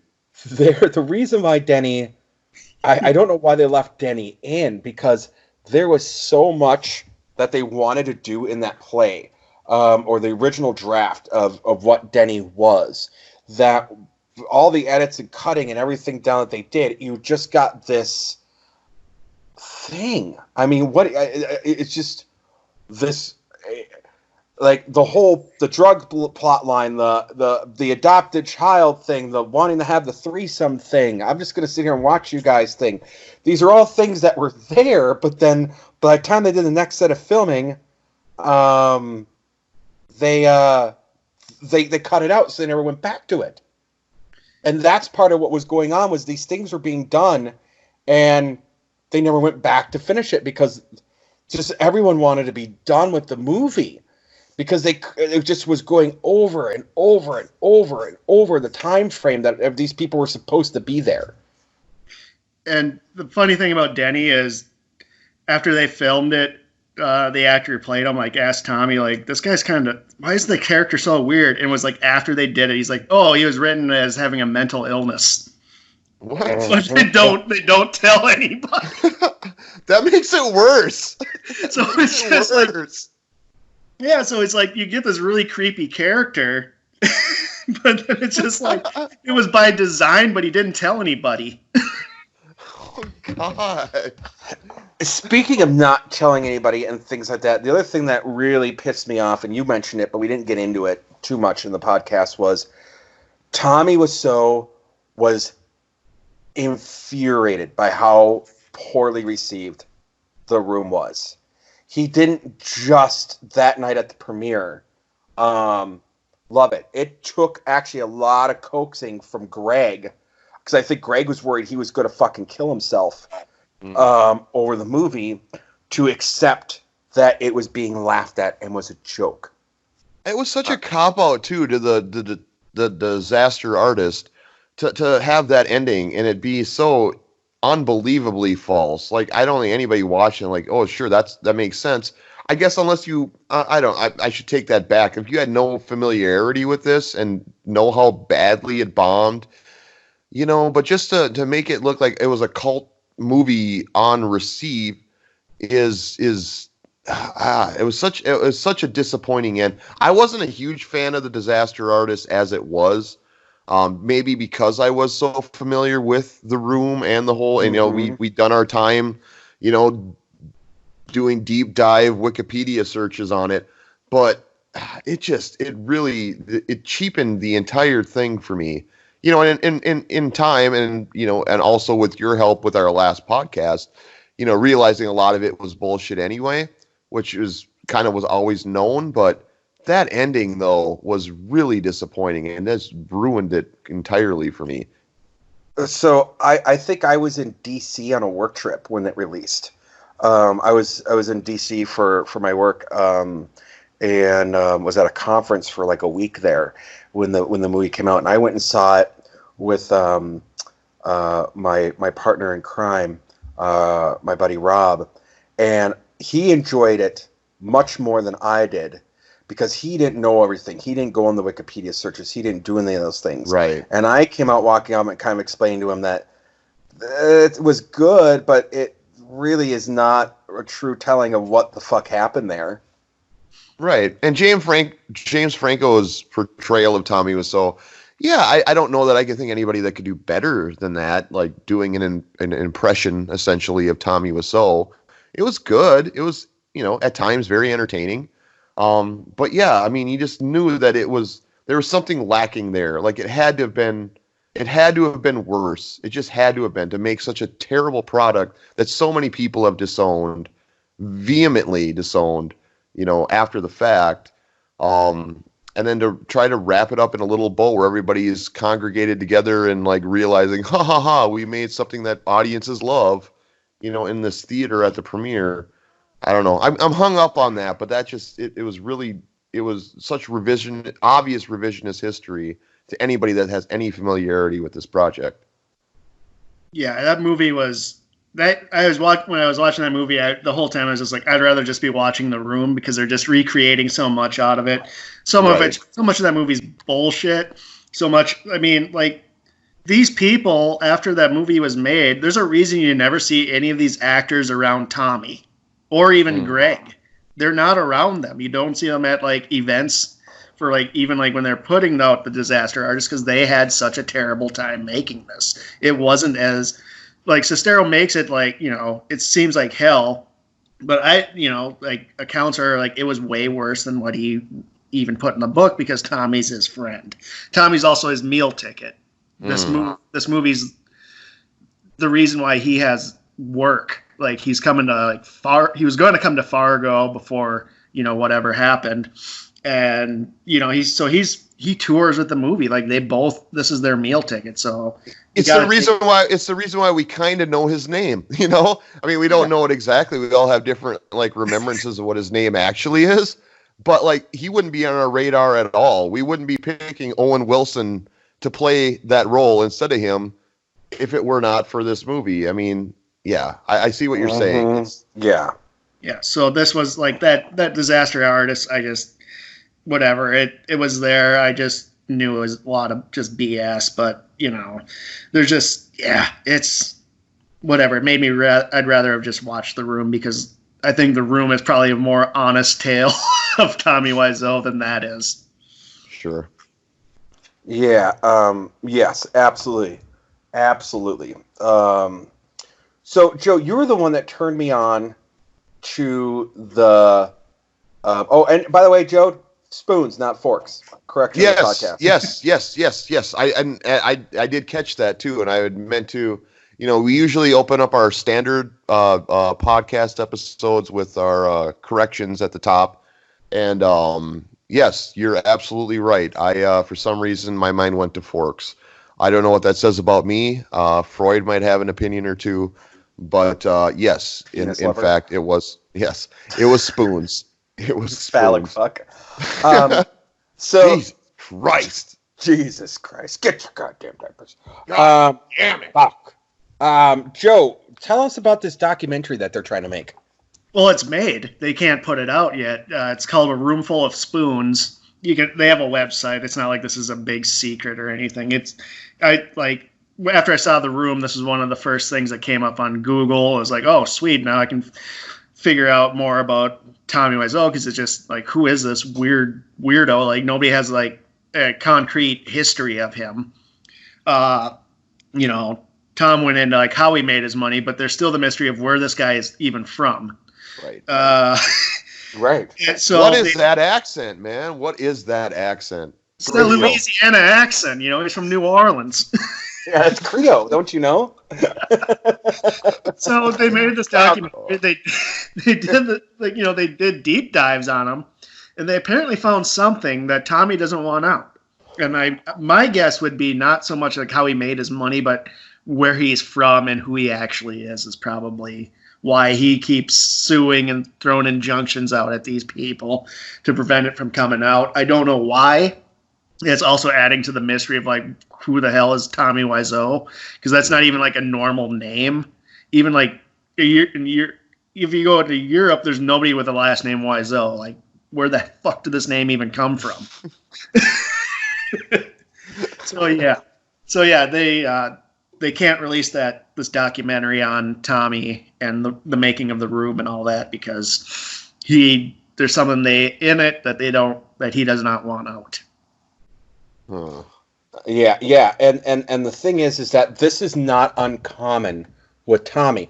When the movie came out, I don't want to bring this up because I'm not going to get into fucking YouTube garbage, so I'm not going to get into the background of this, but the Nostalgia Critic tried to do reviews, and other people tried to do reviews back in the day, and Tommy was striking down all these reviews, was striking them down and being like, fuck you guys, I'm not letting you guys talk shit about my movie, and really tried to sue people that were giving The Room bad reviews. He was not in on the joke at all. Wow. Well, yeah, go on. Well, I was going to say, with that said, you guys have any more to add on the history here, or should we go into kind of what we tried to do in this impossible task of trying to re-envision what this thing could have been under different management, and with Tommy Wiseau, not involved, maybe a story by credit at the very most, and then someone else takes it over from there and makes something completely different.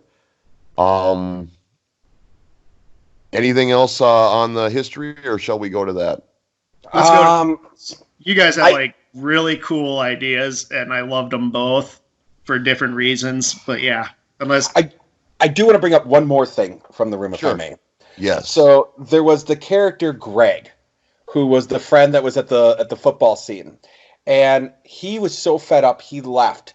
Well, rather than writing in or re-going back and doing some of these things, they instead gave his throwaway lines at the party to some guy that didn't even have a name, except in the credits.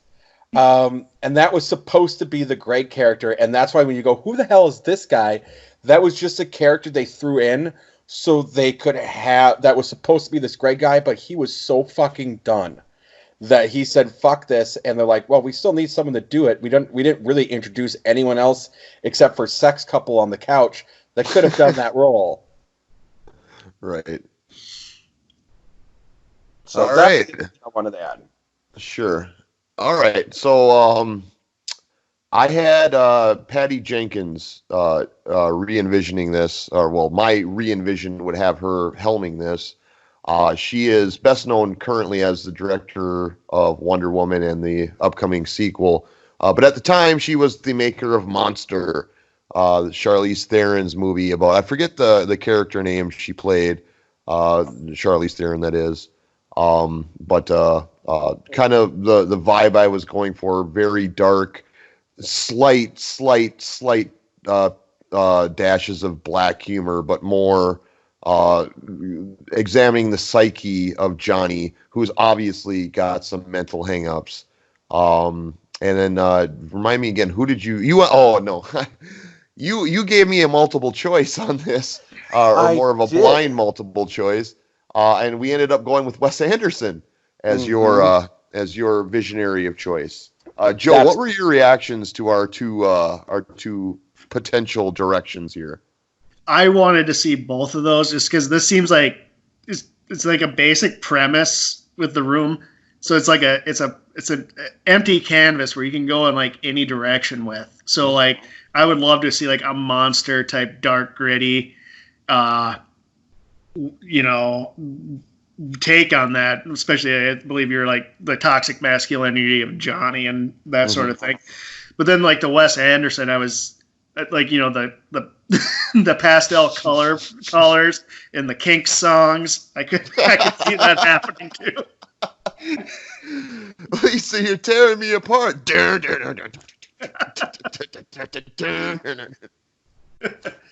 So yeah, I liked them both. So I'm not gonna like lean one way or the other. I thought those were both like bold and like interesting choices. So I'm at a wash with that. I like it's them hard. It's hard too, and we have such two completely opposite directions that we go in. Like, how do you? I mean, because both of them are interesting to say the least. Like they would, but they are two totally different movies. Like it's easier when we have a Jan Michael Vincent and a William Zabka, where we're, like I said, we're both swimming from the same or fishing from the same pond there. This is like, it's so polar opposite that both are kind of fascinating to think about how they would have turned out in the end. Yeah, and of course, I want to see the John Waters take of The Room. I want to see that. I want to see Divine be Lisa. Was she still alive at that point? I don't know. No, Divine died in the 90s. So. Divine died in the 90s, sadly. But you could have Ricky Lake do it. Fuck it. Yeah. It's like, because one of the things I felt like when I was watching The Room is just like it did have like a Pink Flamingos quality. Like the pictures of spoons are not that far removed from like the pictures of the Manson family that are just sprinkled throughout the house. So it's just like that. Yeah, that was just up that alley. But you guys both went with really good choices on that.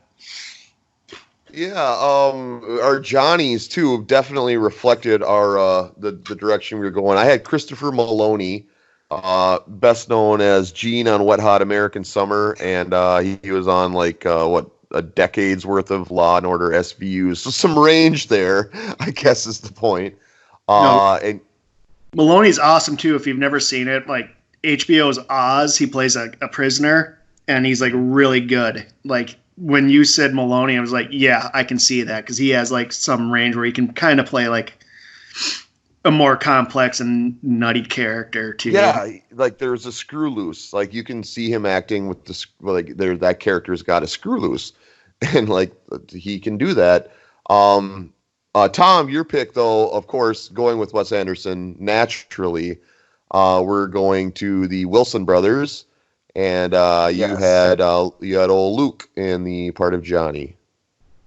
Yes, I did, and I think I love Luke Wilson, and and don't get me wrong, I love Christopher Maloney. This is why I want to see your version and my version, because I do think Christopher Maloney can nail this. But Luke Wilson, dude, he's got a range. Like I think he's really underrated, and I think part of that is because I think he's very choosy with what he does, and but I can't think of a movie that I didn't like. Not necessarily the movie, but the role he played in it. Yeah, the Wilson brothers always are watchable. Like, if nothing else, they're watchable, and you enjoy their screen presence. Like, I always, like, if I see a Wilson on screen, I'm like, yeah, I can hang with this. Wow. Yeah, and I like it, too, because they don't look anything alike either. Like, just like... But they don't share the same nose, that's for sure. Are you implying that Papa Wilson was fucking the maid? Well, I'm thinking Mama Wilson was fucking the mailman, but oh yeah, that's a good point. I guess the dad did shit out at a Wilson brother. I suppose you're right. Fuck, I don't know. Apparently, know how standard sexual activity works, guys. Well, Thom, you've been pregnant numerous times, so we understand. That's true. That's true. I have been knocked up many times, and I give birth to a food baby at least 6 times a day. That's my workout routine. So when it gets to these to the picks, what was there any one of our picks that threw you for a loop, Joe? Well, yeah, Cameron Diaz, because I'd never seen her in a Wes Anderson movie. Yes.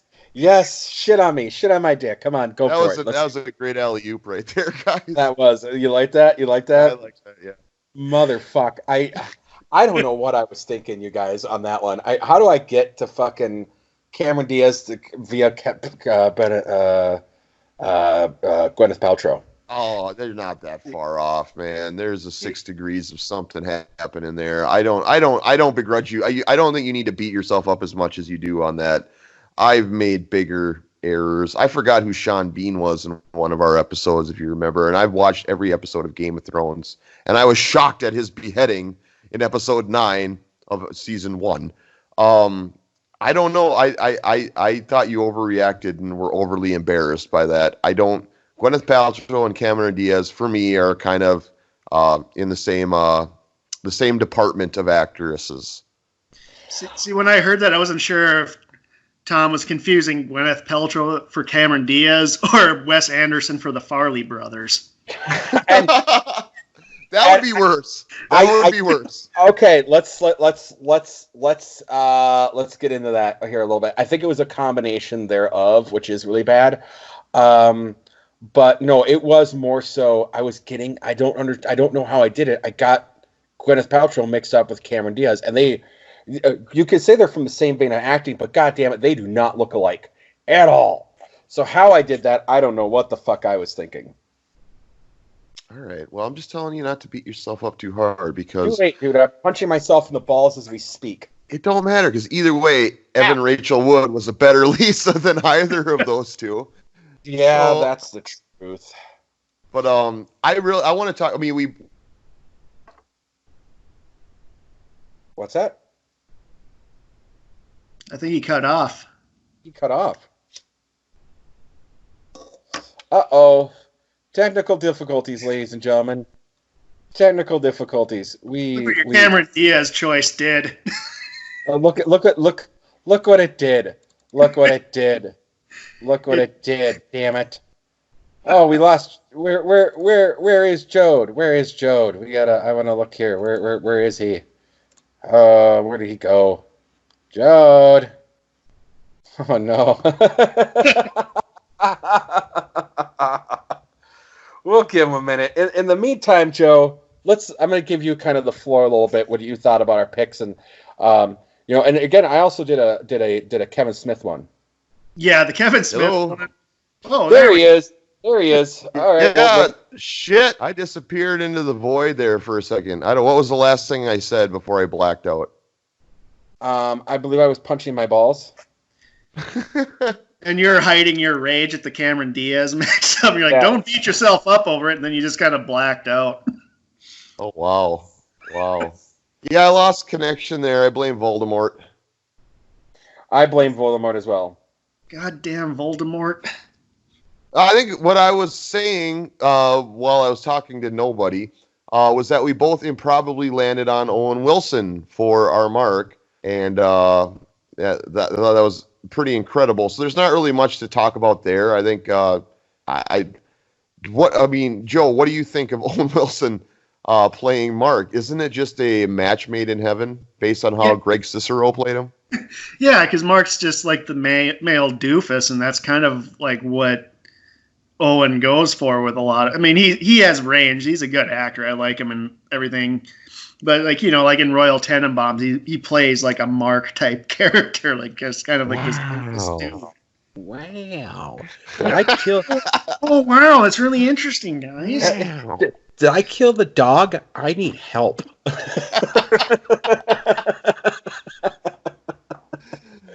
Holy shit.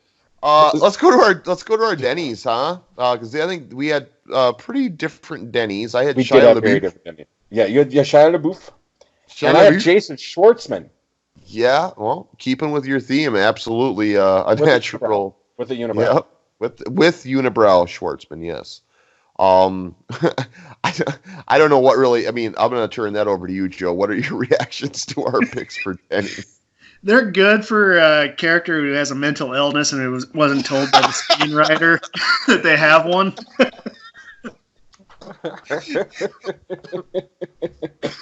God. So yeah, I think And I would love to see it too, as it played out in the making of the room. Like they weren't told that their character is this until after it's done. Jesus Christ. All right, moving on. Claudette, we both jumped into that Golden Girl well. I picked us 2 Golden Girls. I had in comparable B. Arthur, and Thom, you had Betty White, right? Yes. I don't know, 6 of one, half a dozen of the other, right? I mean, Joe, here's a game for you. Who would you rather see play Claudette, B. Arthur or Betty White? I would go with B. Arthur on this, just because her demeanor is a lot similar to like Claudette in the actual movie, where she's just kind of like, I definitely have cancer. Yeah, I can hear B. Arthur just saying that for no reason, I can just picture that in my mind. I can't really picture Betty White saying that. It'd be sad if Betty White said that. Yeah, like wouldn't in either of our versions. Like the script would be way better than that, but yeah, no, I know what you're saying. Like B. Arthur seems more pliable. Like you don't want to see Betty White get breast cancer, and that would, maybe that'd be a theme that makes it into the actual script. Harsh. Wait, you guys aren't just gonna drop it? Like just drop that bomb and then just have the daughter just like ruefully just continue. Mom, what about my problems? I think you do. I think you absolutely, at least in my version, I think you do, because you just have B. Arthur bring that up and do it. And I do agree, actually, between the two, I do like B more for that role, because she does have that, the comedy. They're both very funny ladies. The comedy, though, of B. Arthur is much more sharp, and than Betty's. She's got bigger balls, man. She's B. Arthur. She's got a bigger cock than me. Yeah, right. Yeah. All right, guys. Well, any last thoughts here on revisiting The Room? No, I think we covered it. We beat that shit to death, huh? I think we beat that shit to death. Yeah. As one is wont to do, because it's an endlessly fascinating little tale in cinematic history. And it was we joked about it, but it was hard. It was really hard to think of, like, what can you even do with this because of what it is, and I think we spent our time trying to maybe play it down. I think Joe's maybe right here. Maybe we underestimate the staying power of this, but I think we both were justified in being skeptical of the merits of it having that kind of staying power. It's a really terrible movie. It was really poorly made, and it was a terrible experience for everybody involved. You don't want to encourage projects like that to have a long shelf life. You'd rather something that people actually have fun making. You'd rather a Wet Hot American Summer happens than The Room happens.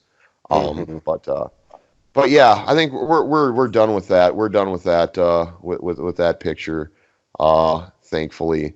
But I think we really did cover in all of our projects here that we revisited. I think we really did go over a lot of ground we didn't touch on, and then obviously Joe adding a fresh perspective to it, as well as to our picks. This was fun.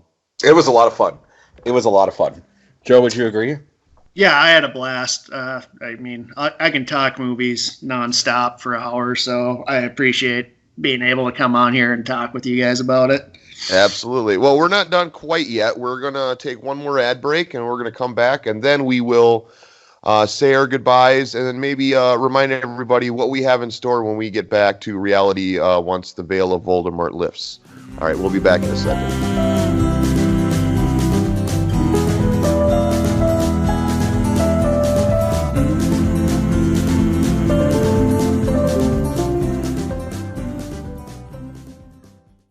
Given the state of things in America right now, Swole Body's Gym in Santa Monica is shuttering our doors. Oh, no. But the good news is There's this thing called the internet now, and that means we can train you from the comfort of your romper room. Love it or leave it.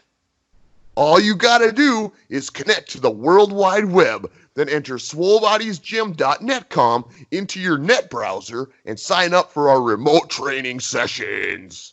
What can I say about this move? Nothing, so I won't. Our world-class trainers will connect with you through your webcam device thing and motivate you to go from flab into fab in no time. Muscles, anyone? It's like walking on the treadmill of life. You get off it and it just keeps going.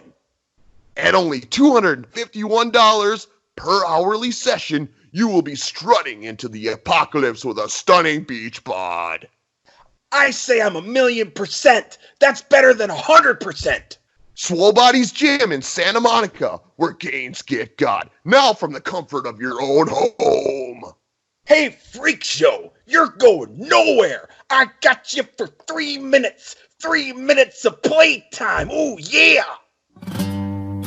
Don't give me your reasons to stay. I won't be listening, babe. Oh, welcome back once again to the very first retrospective episode of Cast That Movie, and we, I think, really did a great job of beating 4 dead horses to death, even more so than we did the first time around, but we also learned a lot, gained a lot of insight, and had a lot of fun. And it's always about fun, especially in the age of Voldemort. Am I right, guys? Am I right? Yeah, I'm all about beating horses to death even more, you know. It is the apocalypse. The Godfather is my nickname. God. I will never watch BoJack Horseman the same way again. Anyway, so we plan to get back to normal next time. Again, I'm going to take the bullet here. This was mostly on me that we had to kind of call an audible, more or less. I just didn't feel ready to do a full-fledged show, and I appreciate Thom accommodating me on that, and I really appreciate Joe stepping up and adding another element and turning this, helping to turn this into a great experience in and of itself. But we will be getting back to our normal routine next time. We will be doing Ballistic X versus Sever. That is going to happen. That is our next recast and re-envisioning project. And dear God, I still haven't rewatched it. I have. Thom, you have. Thom, you have. I have. Obi? I'm going to bring up one thing. One thing.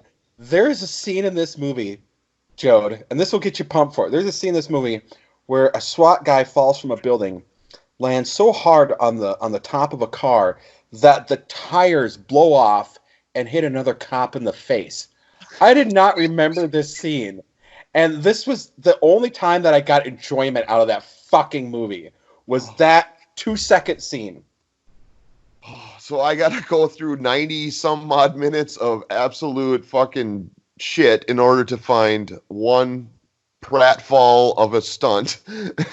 And I'm glad there's at least that, I guess, actually, because I didn't think there was even that to look forward to. So we're gonna go there next episode. If you guys want to also suffer with us, by all means, watch that movie.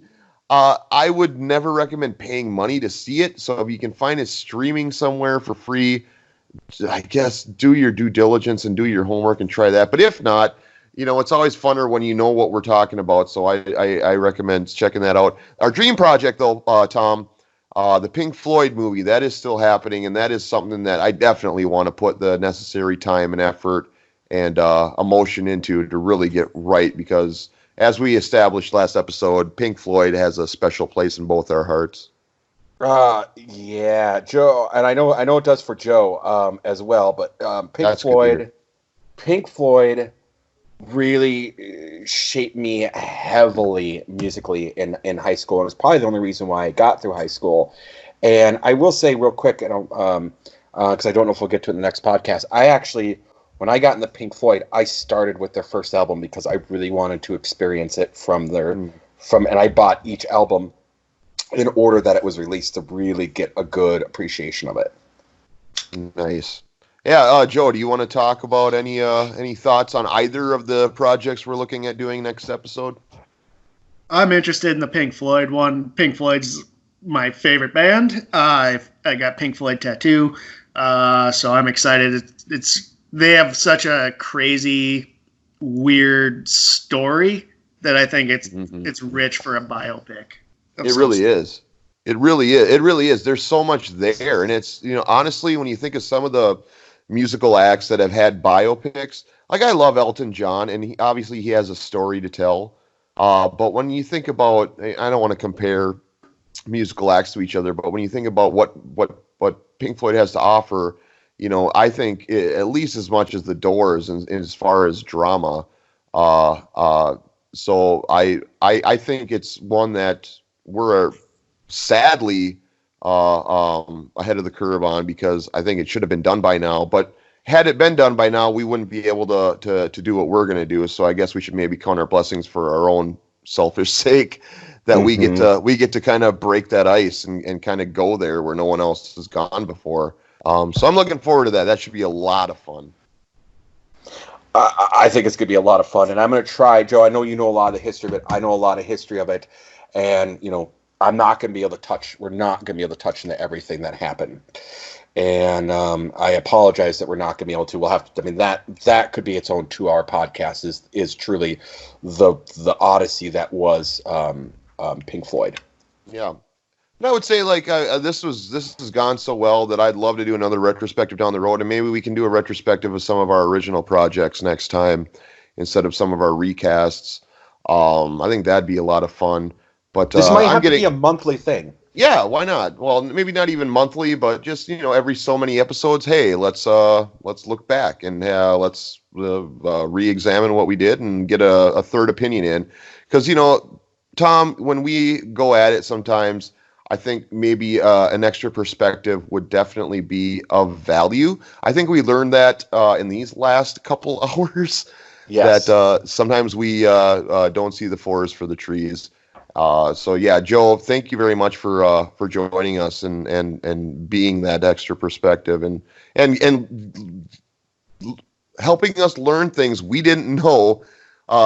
The thing I'm taking away, unfortunately, is probably not the thing you wanted me to take away from this, more so than anything else, is that Clint Howard is a Trump supporter. Yeah, I'll share. I share it with Tom, but yeah, he campaigned for Ted Cruz. Oh, I'll forward you that article too. So yeah, lots of surprises this episode, I imagine. Yeah, a lot. As always, a lot to digest, but I think I might get some acid reflux from some of this stuff. Thanks everybody for listening. Thanks again for joining us for this very special episode. We're on Facebook, we're on SoundCloud. Like, subscribe, share is a big thing that we need. Tom, why don't you say our last goodbye here? Last goodbye here. Okay, we will be back in 2 weeks with a brand new episode with brand new content and 2 brand new projects and games. I'll keep the pants off next podcast. Yes, pantsless is bestest. All right, bye.